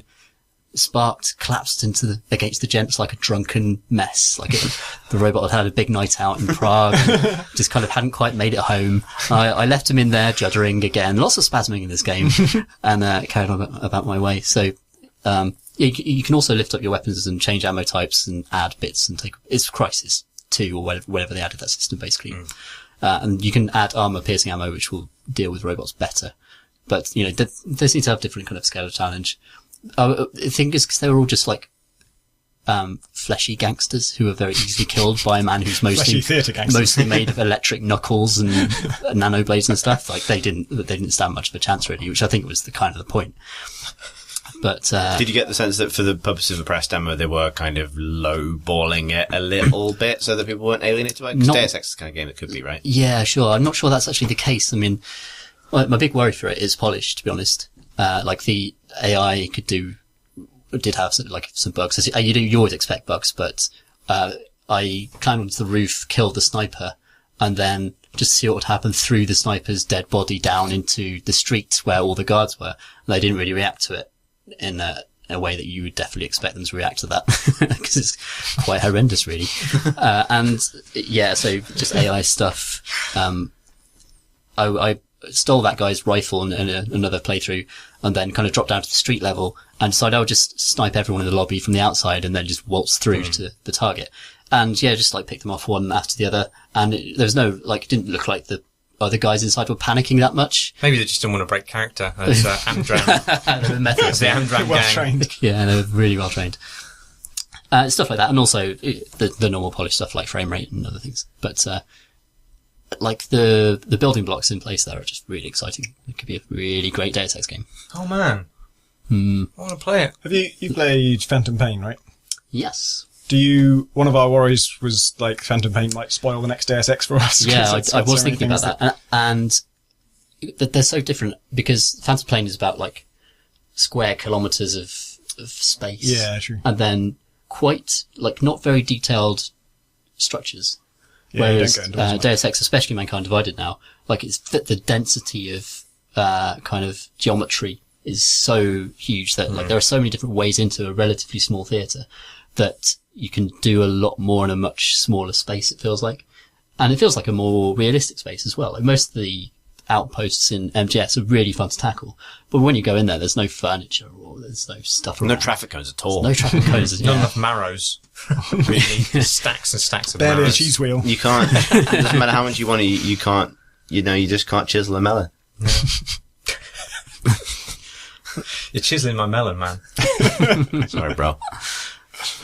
But everywhere you go in Deus Ex, it's it looks so detailed, and there are so many ways into that building. I counted, I found 6 or 7 ways, one of which involved carrying an enormous box onto a ledge and then stacking boxes in true Deus Ex style to get to a rooftop, which then had an air vent. Of course, it had a ventilation shaft, which you could, had to disable a camera, get in there. And then there's a huge drop on the side of the air vent, and as you drop, you now automatically activate your Icarus landing, which is one of my favourite abilities in video games ever, where he just turns gold and this gentle cushioning, electricity just softens his blow. Landing. Is it still as ostentatious as it used to be, the Icarus landing? Oh yeah. It's a little bit better. It's a little bit quicker. because he really milked it in the Yeah. Look at me, my legs aren't breaking. Look how Tis I, master of stealth. They'd love that. The theatre gangsters would love that. Good entrance. Yeah. Respect that. Maybe that's why Entering they like shoot. Billy Ray Cyrus.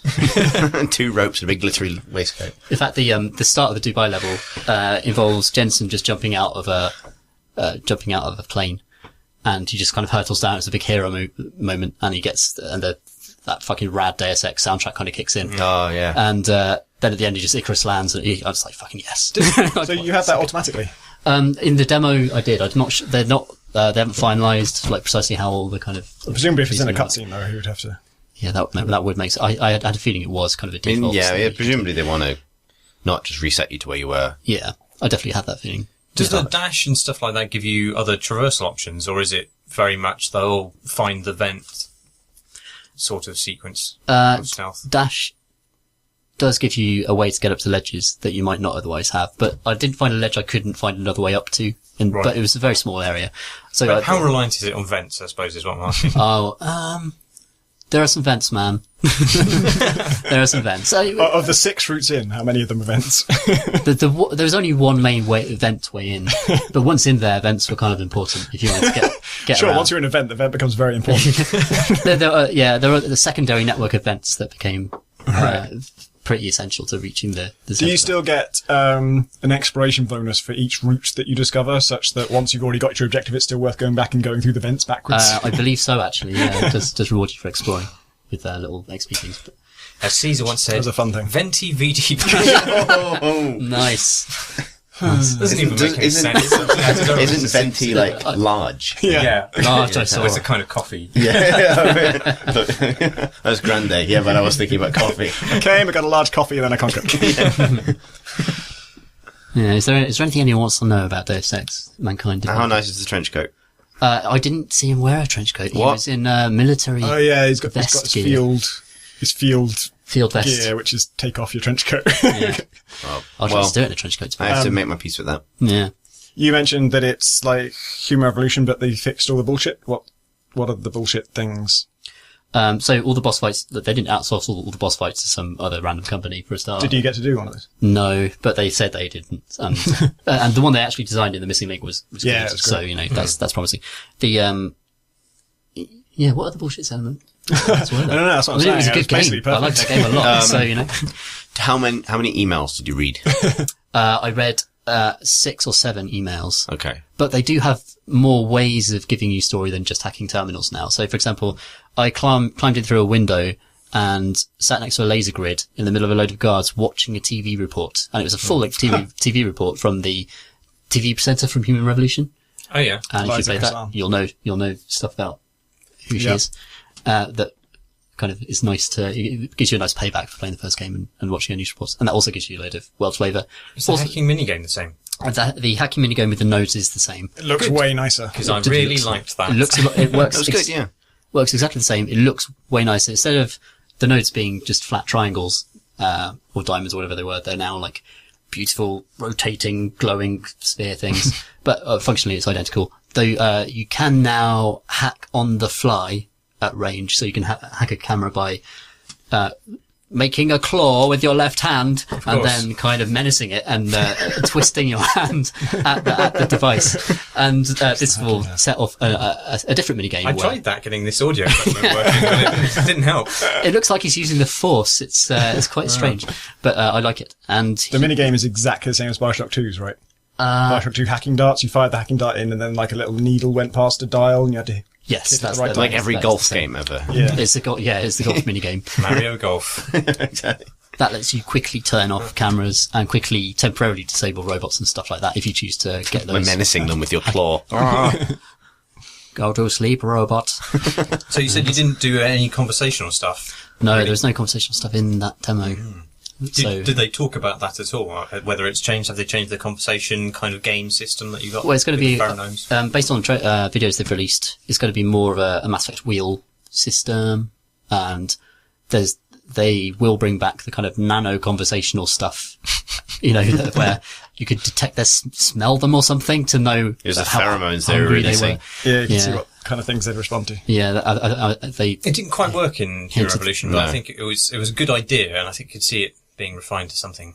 They did say that there would be more choices earlier on in the story, not just the very, very end when they ask you to press a button. Right, yes. So the first bit you played, the Dubai bit, is probably the start of the game, do you think? It felt like the start of the game, yeah. Do they... at the start of Human Revolution, one of the few bullshit things was that they just give you an assault rifle and they kind of expect you to kill a bunch of people. Like, it's possible to sneak past them, but there's no non-lethal thing. You can't punch them. There's no... They do the classic Deus Ex thing in the helicopter or the plane. They ask you, hey, do you want to go lethal or non-lethal? And you go, lethal, please. And then they go, do you want short range or long range? And you go, short range, please. And then they give you, here's a stick. Considering the choices, it's still a stick. It would have been the stick, really, more or less. It's always the stick. It's always the stick. No, it wasn't the stick. Use the pointy end since it's deadly. How does the military function in the Deus Ex universe? Can you imagine like a whole troop of soldiers being dropped into the Middle East or something, being told like, okay, hands up. Who wants lethal? Okay. All right. Now keep your hands up. All right. Yes. Now, and wait, how many of you are also long range? Okay. Rest your hands. Okay. Fine. We'll get you. We've only got 6 lethals. Did any of you have a second choice? Yeah. We've got 6 lethals. We've got 20 sticks. Sticks for everyone. Who wants non-lethals? One guy. It wasn't a stick. It was a perfectly lovely gun, which I used extensively. Was it a trank rifle? There is, both a trank pistol and a trank sniper rifle. Which I played with both. One thing that MGS definitely has over Deus Ex is the trank rifle is way better, or trank darts in general. Because in Deus Ex, it was so hard to figure out if you'd even hit them, and then if you did hit them, then like, when are they going to pass out? Is it soon? And I remember just trying to play that first level with a trank rifle and just having a nightmare. You know what? My instinct says they've actually copied the headshot system from MGS, but I'm not sure. I played a lot of MGS recently. I might have misremembered that. Should we do questions from questions? Why not? Okay. Gareth writes in with a very, very, very long email. But he does say that CNC is his favourite podcast, so it's okay that it's that long. He also goes on to make very interesting points about free-to-play games, because he has a system of analysis which he thinks can fairly adjudicate whether a free-to-play game is bilking you or not. And he breaks it down into 3 factors. How much the game can be earned rather than bought. A basic paywall, basically. What type of items can only be bought? The best are only vanity/convenience rather than game-changing, or those that give you an advantage. The exchange rate, and he says this is a kind of point that he doesn't see people using very much in analysis of these games, but it's about the cost of using the currency of either time or money. So how long does it take you to earn an item that costs, say, £5 or dollars in the US? Using these three factors, he says, you can review how fair a free-to-play game is. And so he gives them some examples on the spectrum. Battlefield Heroes, supposed to be vanity purchases only, but it turns out you can buy better stuff than you can earn. Almost nothing could be earned, and the exchange rate was disgraceful, i.e. several hours of play only got you a £2 week rental of presumably an item. PlanetSide of Warframe, he says, 2 amazing games with most things being earnable, and the bought things are vanity and convenience only. They're both on the high side of time/money ratio, though, with PlanetSide being ridiculous and Warframe starting well, but later things take stupid amounts of time due to RNG. And Trove, he says, this is the best example of the free-to-play game space. Not only is bought stuff only cosmetic and convenience, but also they have made everything tradable. So a vanity mount can be bought with cash and exchanged with other players for in-game items. So... What is that, do you know? Trove? It's sort of a Minecraft-alike, I suppose. It's done quite well. I think it's still in early access. I haven't actually played it, but it looks nice. Chirpy, fun game. Anyway, so his question is, what do you think about time versus money? Should games consider offering both options for non-gameplay upgrades, e.g. Battlefield, etc.? Yeah, it's a good point. And it would be good if, like, it's often just trotted out as, everything you can buy, you can also earn, as if that kind of solves the whole thing. But he's right, the conversion rate kind of matters a lot. Like, in a lot of games, it's completely impractical to earn all of the things that you would want. I think when I have reviewed free-to-play games, I have talked about how long it takes you to earn stuff as a factor in it. I don't know. Do you think the way that people review free-to-play games is adequate at the moment?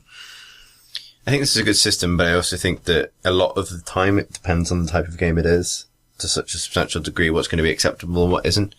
Like, if you're talking about League of Legends or Smite or Heroes of the Storm, You could say you can buy real serious gameplay things in those games because you can buy characters.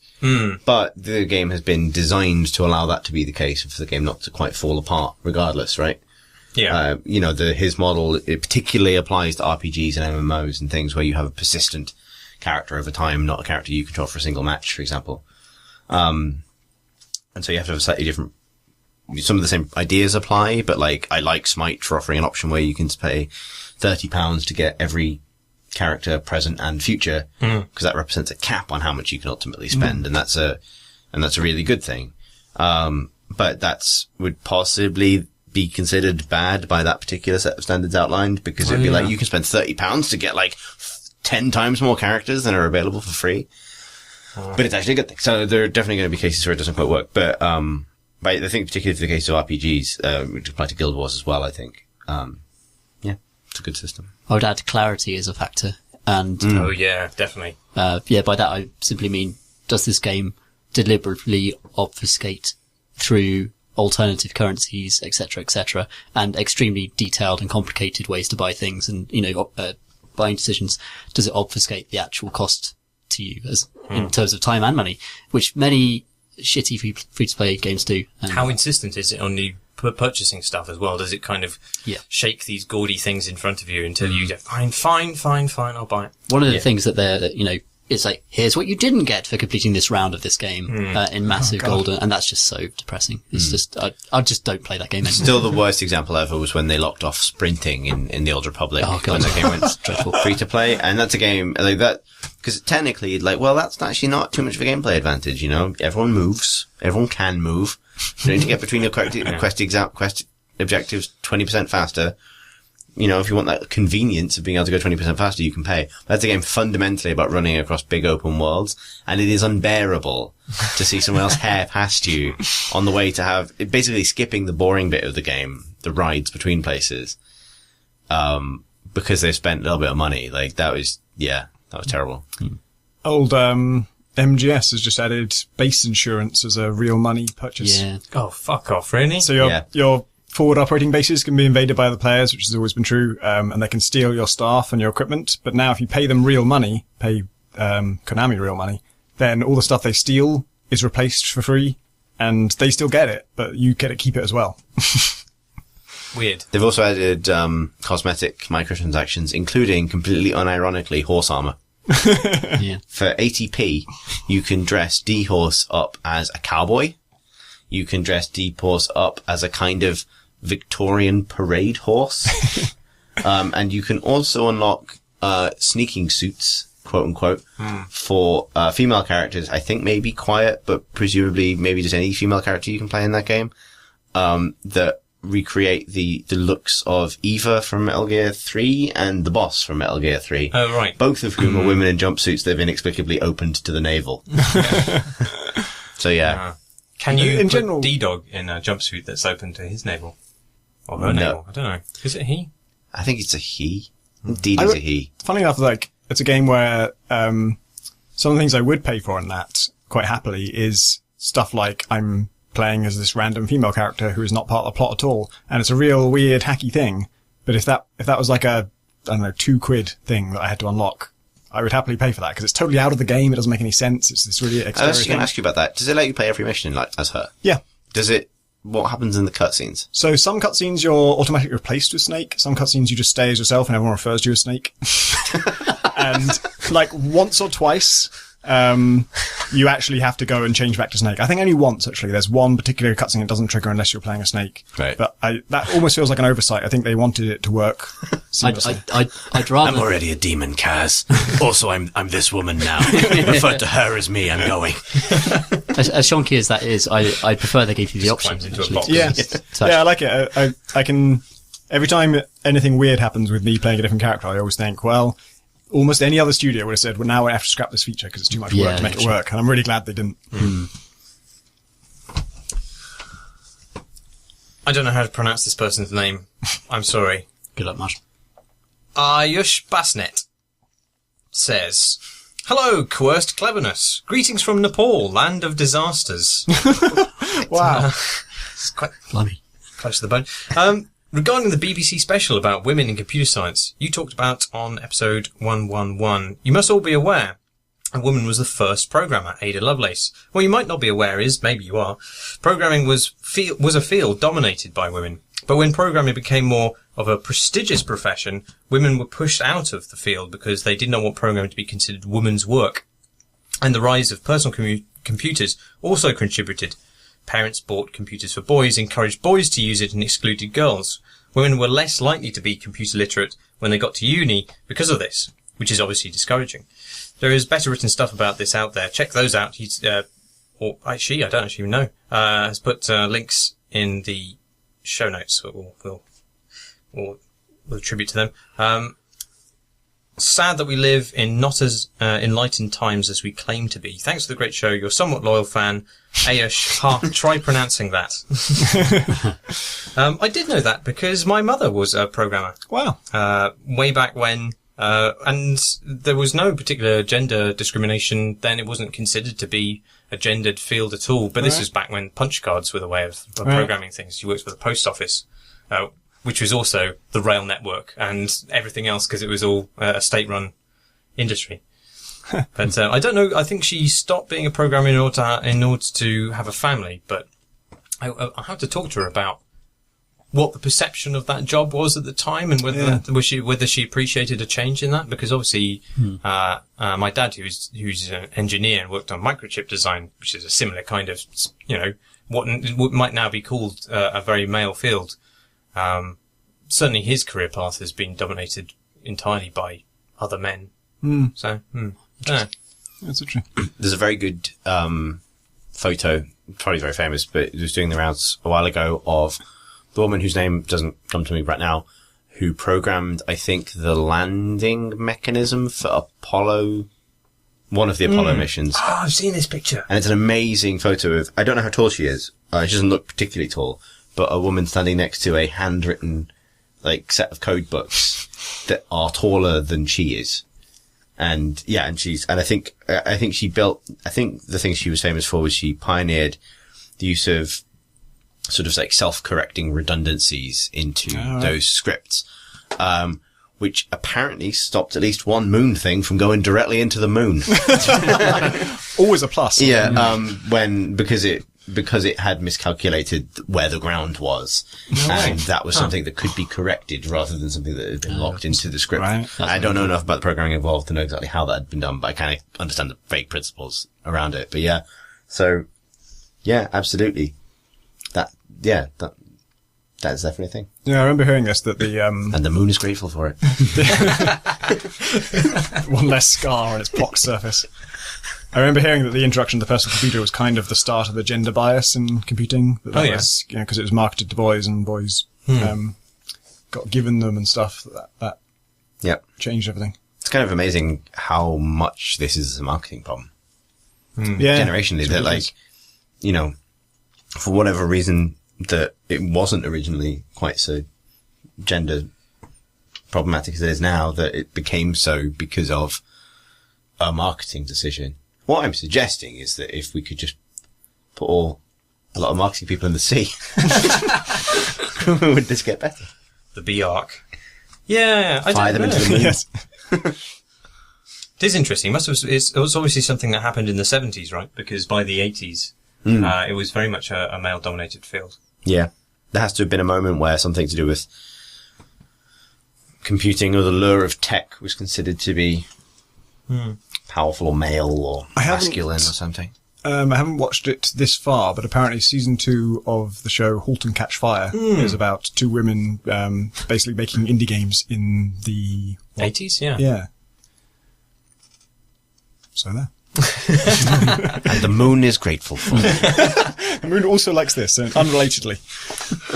Casey Clark writes in to say, "Dear group of British men in Bath," which is completely accurate. In the last pod, Chris criticised Life is Strange and similar games, and talked about how they're very linear, lack any feeling of real choice, and he agrees. But it got me thinking about how I actually didn't like playing The Walking Dead or Life is Strange, but I do love watching them and similar games on YouTube. So that he goes on to say, Have any of you gotten along with a game? Sorry, have any of you not gotten along with a game while playing, but found another way to enjoy it, either watching, listening to soundtracks, etc.? Thanks for reading, everybody. He also says, P.S. Super enjoyed listening to Philippa War on the pod. Cool to have a girl voice. It is cool that Pip speaks with a girl voice. Yeah, it'd be weird if she didn't. And opinion, a girl voice, and girl opinion among the dudes. Thanks, Casey. We'll pass on your congratulations on Pip's voice to Pip. Pip's girl voice and girl opinions. Well done on your girl opinions, Pip. We've turned a nice thing into something really unpleasant. Yeah, that was very much my experience with SOMA, as hopefully I explained. And I actually, even finding the bits, it was the scary bits that put me off, not because they were scary, but because they were boring. And now that I'm watching someone who, as I say, is really engaging with the game and super on board with it, he jumps out of his fucking skin where those things come from. And that's way more entertaining to watch than it was to play. Yeah, I think I've got to the point now where I quite like the cutscene heavy sort of games of the Naughty Dog standard, just to watch them happen rather than to play them.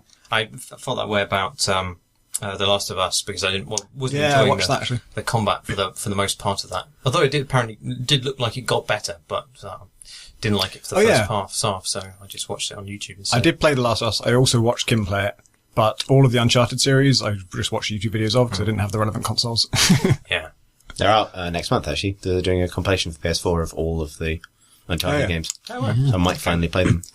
Number 2's good. Okay. I'll choose Dark Souls as a good example of a game that I'm not going to play 5 times through to get the lore out of. Oh, see, yeah. But if certain experts were to explain the lore as the game was being played to me, then I might enjoy watching. Joshua says, Dear mates and bro bars. First, thanks for what you do.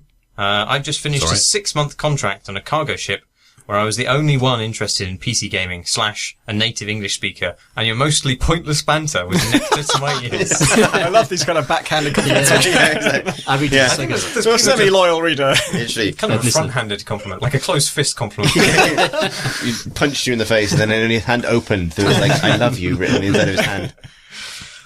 People with money should give it to you via Patreon, he says. That's literally something he says. It's not just something inserted. Something you can only believe if you've been locked but you at can't sea check for 6 months with us as your only source of human contact. You can't check this is real because it comes from a guy on a ship in no country at the moment and is uncontactable. He goes on to say, now that the important questions of finance have been settled, a question! While working at sea, I found I had to uninstall Pillars of Eternity because it had the potential to senselessly consume all my free time. Quests were... Endangering the life of everybody aboard. Quests completed. Since I am the captain. Quests completed being endlessly replaced with new quests, like lopping heads off a Hydra.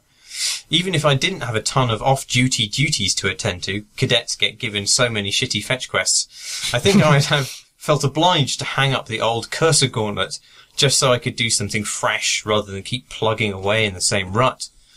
What games have you forced / considered forcing yourself to stop playing for your own good, he puts in inverted commas. Thanks for glistening, scaly bodies. Joshua. I think that's the best one. And the situation that it comes from suggests that he is either... You spent, 6 months thinking about that? No, I'd love to believe that he's got like a little fish tank, and each fish is named after a different one. Or that he's encountered some sort of like Elder One in the ocean. Which both are possible. That's my full understanding of the sea. I would actually like, just to divert this slightly, some sort of cadet sim where you are literally given fetch quests endlessly on a ship would be an interesting, if torturous, experiment. I recently listened to a whole podcast about the invention of the cargo container, and it was a total revolution. It's better and better. And to the point where like 90, the same. They must have. They're standardized, yeah, and they are, the size is determined as just what fits on a lorry, because the lorry is just a cab and then the cargo container and some wheels.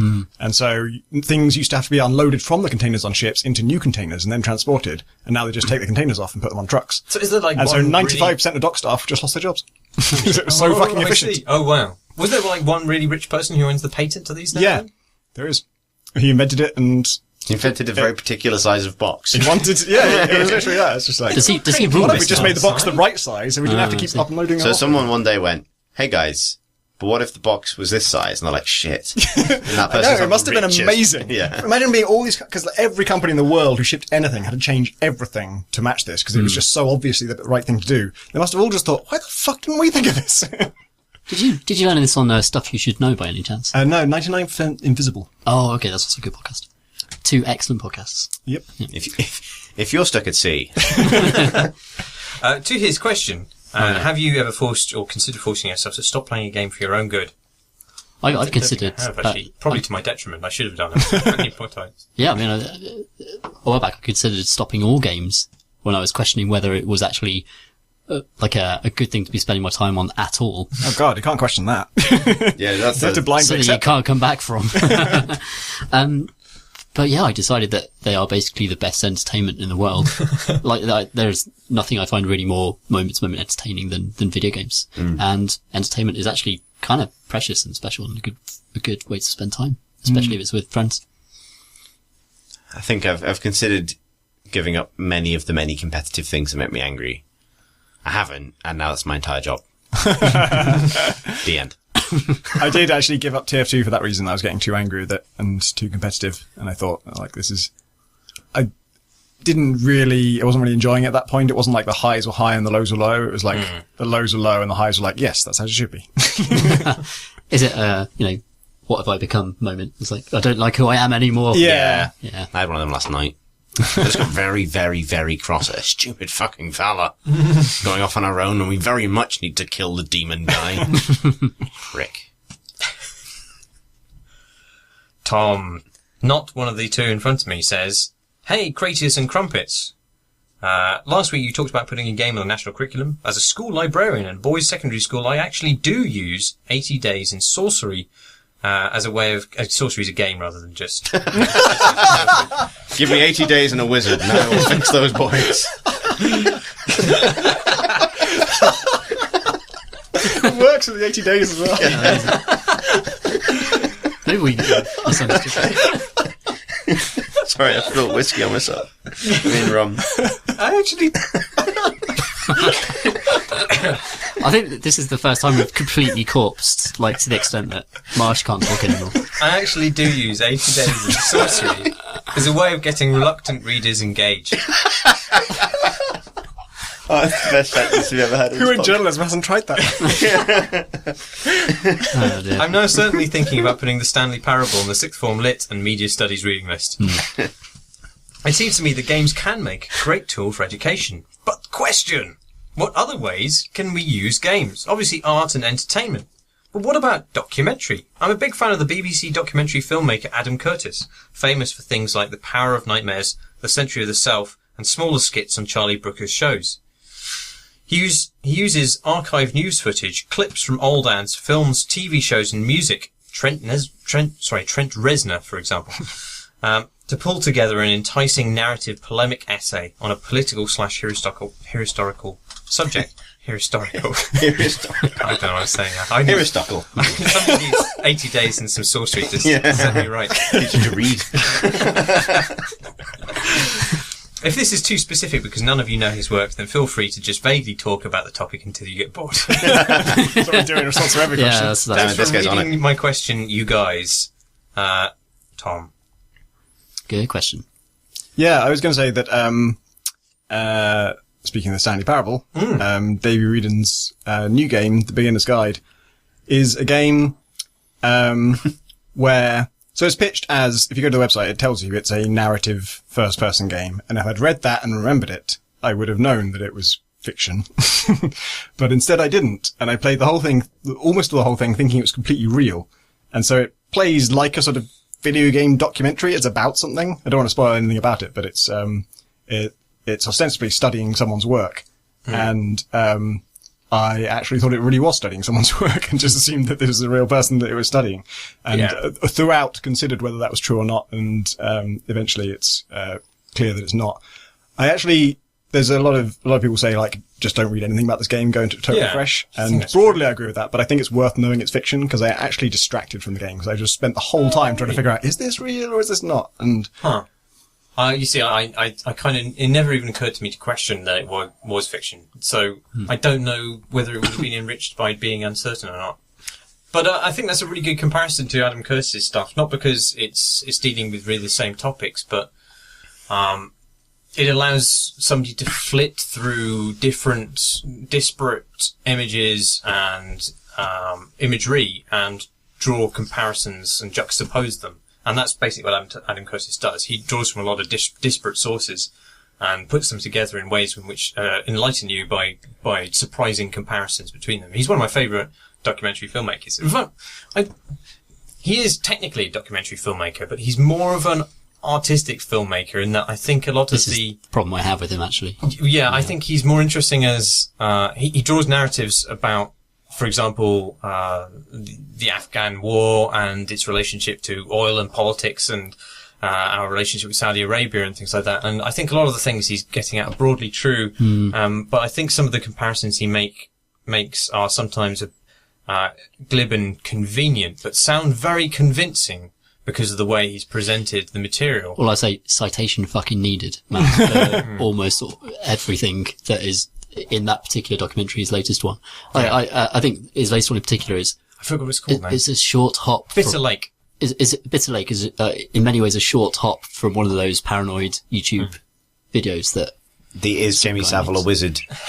Yeah, the amazing, which we should definitely link, is Jamie Savile a wizard documentary. That wasn't a joke, though. That is a real thing. It is a real thing. We watched far too much. It is 80 days long and about sorcery. But, it's my favourite thing. Adam Curtis, like, I think he's a brilliant artist. He evokes Yeah. An amazing sense of mood and menace and the way he clashes kind of dancing imagery with a lot of the very serious stuff in that. Like, I'm very affected by it. But from a documentary, I understand that there is going to be bias and stuff, but I expect it as the format to revolve around facts of some kind that are researched, etc.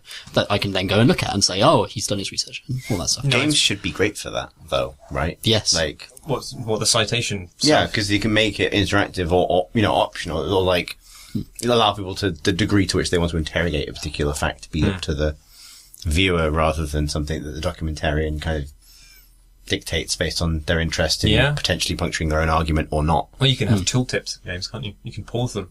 You can pause them. You can pause podcasts too. I don't know what's going on there. Yeah. That was somehow funny. But you mentioned another game that was comparable in the way it flits through material. 30 Flights of Loving and its predecessor to an extent. 30 Flights actually is really the one that Brendan Chung, Blendo Games, and that's it's beautiful. It's one of my favourite games ever, actually. Increasingly, the more I think about it, the more I play it again. And that's kind of, it thrives on being made in, I'm not sure if it's made in the Quake 3 engine, actually, but like the original Gravity Bone was. Yeah. And he's kept it super lo-fi. And what that means is there are just no loading breaks needed, because modern PCs can just render that shit so fast. Actually, it doesn't work on my PC anymore. Oh, really? Yeah. Oh, that's horrible. I was very sad about that. But the effect is that you get instantaneous cuts in a way that you rarely do in games between entirely different scenarios. And this couldn't happen in Tomb Raider because you have to load textures and you have to load this and the other. And there is just simply a technical problem with the way that stops games from being an Adam Curtis thing. Whereas with 30 Flights of Loving, he's chosen to go back to that old technology. And he still, Brendan Chung creates this fantastic, funny, charming, witty art style, even with the few textures and the few polygons he has. And for that reason, that kind of creating something so good within such constraints. Amazing respect for that. The cut and juxtaposition are the things that make Adam Curtis' documentary stand out. And I think that Brendan Chung is probably one of the only people who've really made good use of that with it in games. And he's got a background in film, so it makes sense. Yeah, that does make sense. Kane writes in to say, quirky greeting! Has there ever been a very simple narrative design choice that a game has made that made a huge impression on you? He mentions The Last Court, which is by whom, Chris? Fail Better Games. Better. It's the Dragon Age thing. It's the one they did Oh, yeah. to support Inquisition. Yes. He said he thinks that The Last Court's choice to only ever refer to the characters by a description of their archetype, like the silent hunter or the dashing outlaw, was a brilliant decision. That one choice instantly gives the story the feeling of a fairy tale or legend. It makes all the characters more like players on a stage, which fits really well with how they told that story. It looks like, now this is the name of a game. My twin brother made me cross-dress as him and now I have to deal with a geeky stalker and a dom beauty who want me in a bind! Exclamation mark, exclamation mark. That game is doing something similar. I played the teaser demo that was recently released, which, as an aside, is doing some rather interesting things mechanically. And the characters all appear to be just described using a single noun. And the definite article. The beauty, the photographer, the stalker, the boy. I really hope that Christine Love, who's presumably the maker of this game, sticks to that and isn't tempted to give them names. My favourite thing about it, I think, is that is the names of you and your brother. Your brother is called the Prince and you're called the Beast.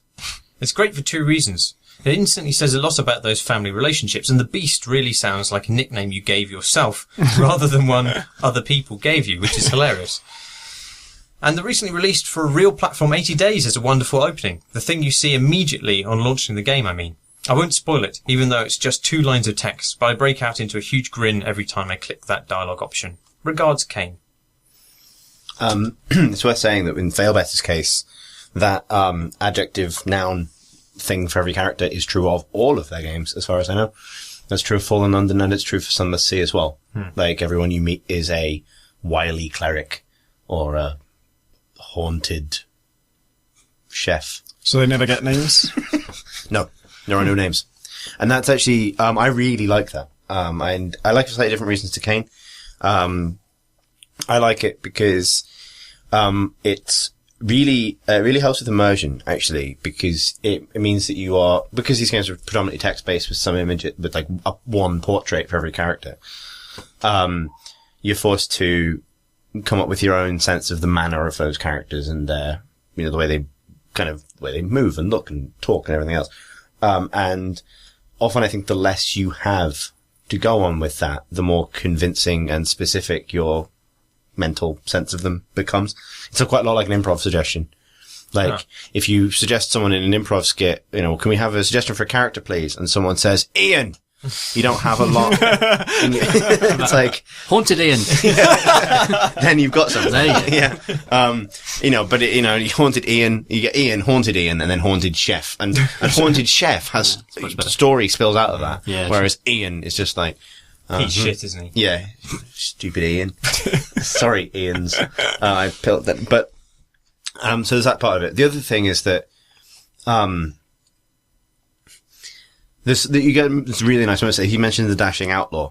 And I don't know what everybody thinks when they think Dashing Outlaw, but the Dashing Outlaw in, The Last Court is like like Dick Turpin is the famous highwayman, isn't he? Yeah. Yeah. She's like a female Dick Turpin. But you sort of know the Dashing Outlaw is coming before I think you see the picture. And so that moment of, oh, it's a woman. Which might, based on a lot of fantasy tropes, you might expect Dashing Outlaw means dude, is a nice little moment of subversion that's a little bit easier to achieve because you're told who the character is, not what their name happens to be, which is actually irrelevant. Because I find this about fantasy in general, like, I think names are such a huge sticking point for fantasy, because you either make up nonsense, non-real names in order to make sure that the player doesn't think this is happening in Bristol, or whatever, because everyone's called Ian and Gareth, or Stuart and Mary, or whatever. Or you do go with it, and then you risk that kind of like, weird fantasy thing everyone falls into, where the name's like sort of like real names, but kind of not. So like Luke. Like George R.R. Martin. Yeah, Luke becomes Loke. Or, there's lots of different variants on John or whatever. You get these sorts of things. Well, Game of Thrones is a really good example because it has some full-on regular ass names in it, right? There's a John. There's an Ian. There's a Ned, yeah. There's a Ned. Well, no, but There's Ned. Ed But Ned is short for Neddard. He's short for Neddard, which is like, rather than Edward. It has these sort of weird things, but there's a Robert. And so you have these moments where it's sort of, for the sake of giving the characters names, obviously in a novel you do need to give the characters names. Well, probably, especially a novel like that, which is so much about dynasty and everything else. But I think in interactive fantasy, it actually really helps to just go off a suggestion rather than a kind of specific name. Like, to the extent that I thought about this when we were doing pen and paper. Whereas, like, because I played a lot of Failboat games after having tried to solve that problem in my own way, which was, giving you guys the names you were allowed to use for your characters and making them as ordinary as possible in the context of the world, because one of the fantasy sometimes goes the wrong way, where it clearly denotes its protagonists by giving them much radder names than everybody else. Like, you know, I'm just a Don Starkblade. yeah, farm boy. Yeah.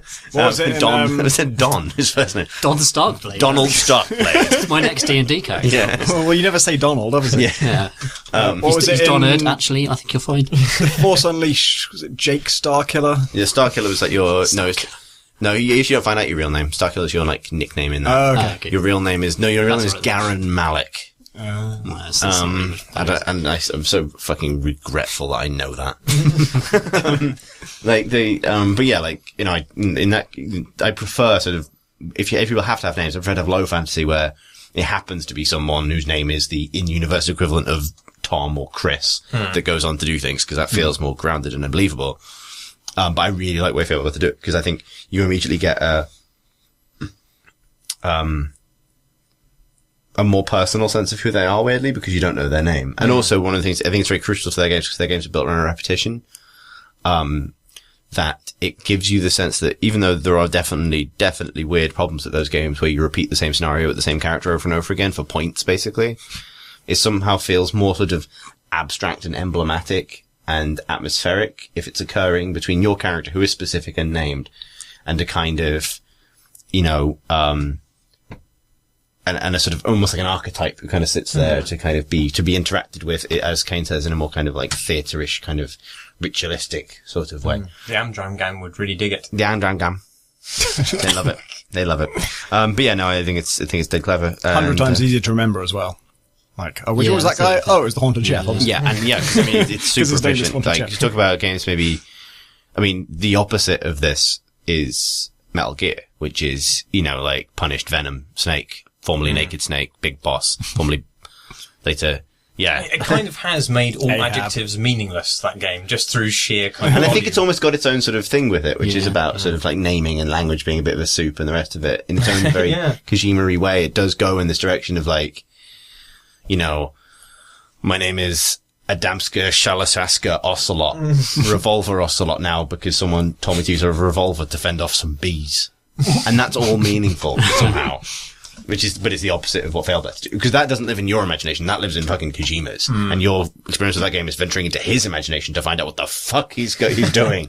Whereas, Failed better allow the game to take place more in your own imagination. I think it's a cool shorthand way of kind of instantly evoking an entire genre of experiences. So I was watching Kill Bill recently, and a lot of the naming in the Kill Bill series is about old martial arts films, and it wants to evoke old masters in old films, and like Black Mamba and stuff like that. And it instantly recalls, even without you properly thinking about it, that kind of era, even before he massively delves into it and does a pastiche of it in Kill Bill 2. And I think maybe it's the same applies to Failbetter's games, where suddenly that just delves into the whole fantasy archetype and just says, look, this is this person from this. And you instantly understand it. It's I kind can't Sorry, go on. I can't remember what game does it, but there's a game where you get special titles for deeds you've done, and you can have as many of them as you like. I think Fable? you maybe have to choose which one you have active, but like doing some significant quest gives you that title, and then you can choose that as the prefix for your name.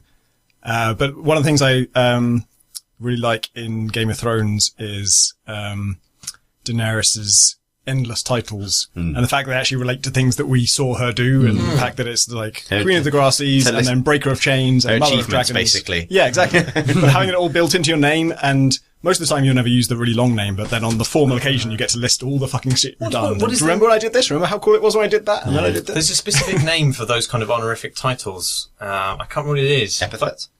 No, there's something like, you gave me something like style or something like that. Because in the book, somebody style. complains that, he hasn't been addressed formally. Like, you know, you got to say your style, you've got to address me by mine or something like that.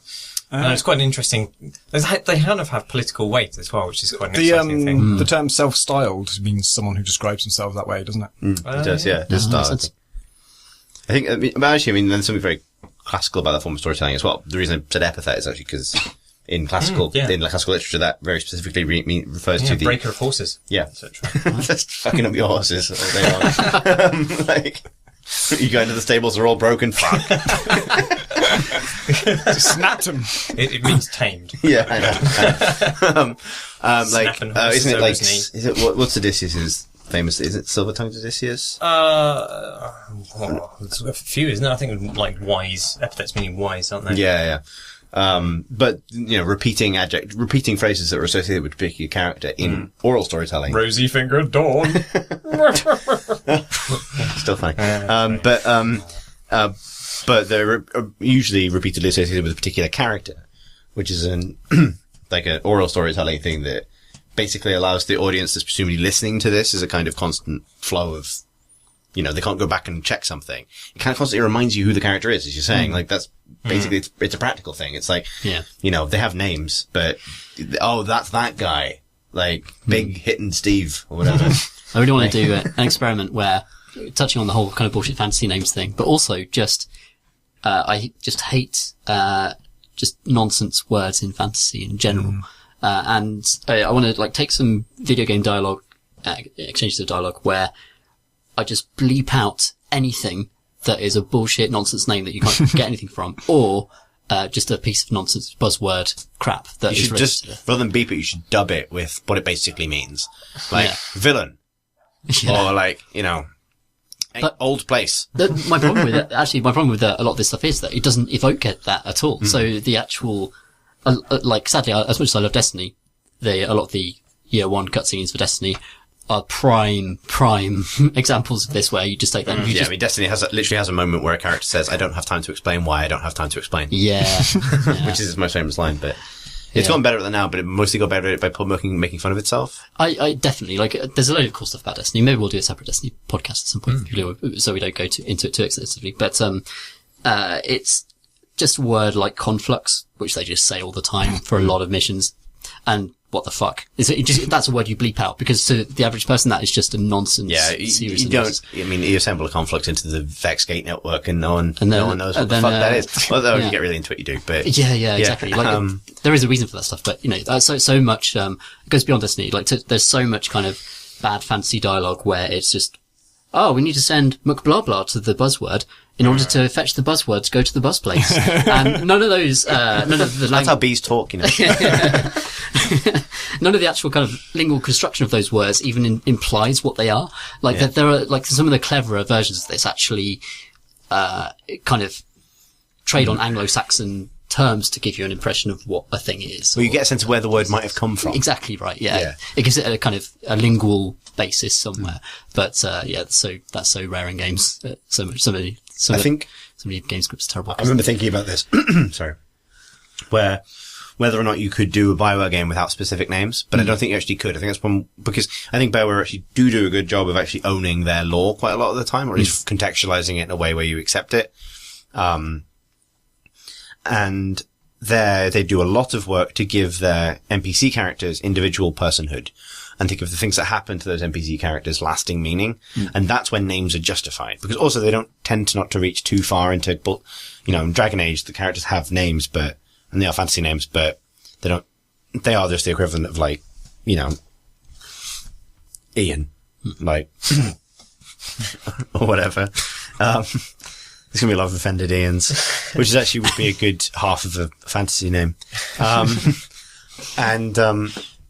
But they work really hard to give them personhood. So, you know, if Garrus in Mass Effect falls out with you, then that's part of your linear story, and you kind of want that to be attached to a person rather than roguish Turian, you know? And they also keep their names to, like, 2 syllables and with no silly stupid apostrophe breaks or any of that shit. So there's Talizor and Araya, and then subsequently but like Mordin, Garrus, these are like, these are they have short versions of yes. But actually, everyone calls Tally, because, and they also make a thing of exactly why her name is what it is as well. Like, it is a thing.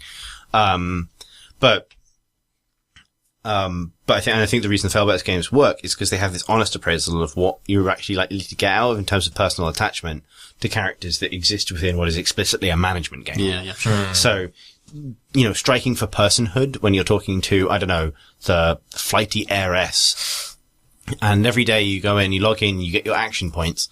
and you spend some action points and 15, happy wishes or something, because it's a fail better game, to make the flighty heiress give you octopus's dreams. And I did not know these games as well as I thought. that I think that's fairly reasonably accurate for London, albeit reductive. Like, if you're like, no, her name is Carol, and you're gonna fucking respect her personhood, then the fantasy does crumble a lot faster when you do that every single day, and you're, at that point, just, mugging Carol for her octopus dreams. Whereas if she's just a flighty heiress, then I don't know what the fuck I'm talking about anymore. Talking of the dreams crumbling, it's the end of this podcast. We've run out of time for questions, and also all the time for this podcast. If you want to send us more questions, you can do so by sending to questions@creatingcrowbar.com, or going to our forum, which is at creatingcrowbar.com/forum, or tweeting at Creating Crowbar on the Twitters. You can also back us on Patreon if you want to, which is patreon.com/Creating Crowbar, I imagine. Is it? Yeah. Yeah, okay, so that's good. Close enough for jazz. And you can... That's not true of URLs usually. Why isn't that What do you do with them? That should be your Twitter name. It's my favourite phrase. I learned it. Or you can follow us individually on Twitter. I'm at Marsh Davis. That's Davies. I'm at Pentadact, Pentadact. I'm at PCG Ludo. Aludio. I'm at C Thurston, CTHURSTEN. Hope this has been audible. Fun's No,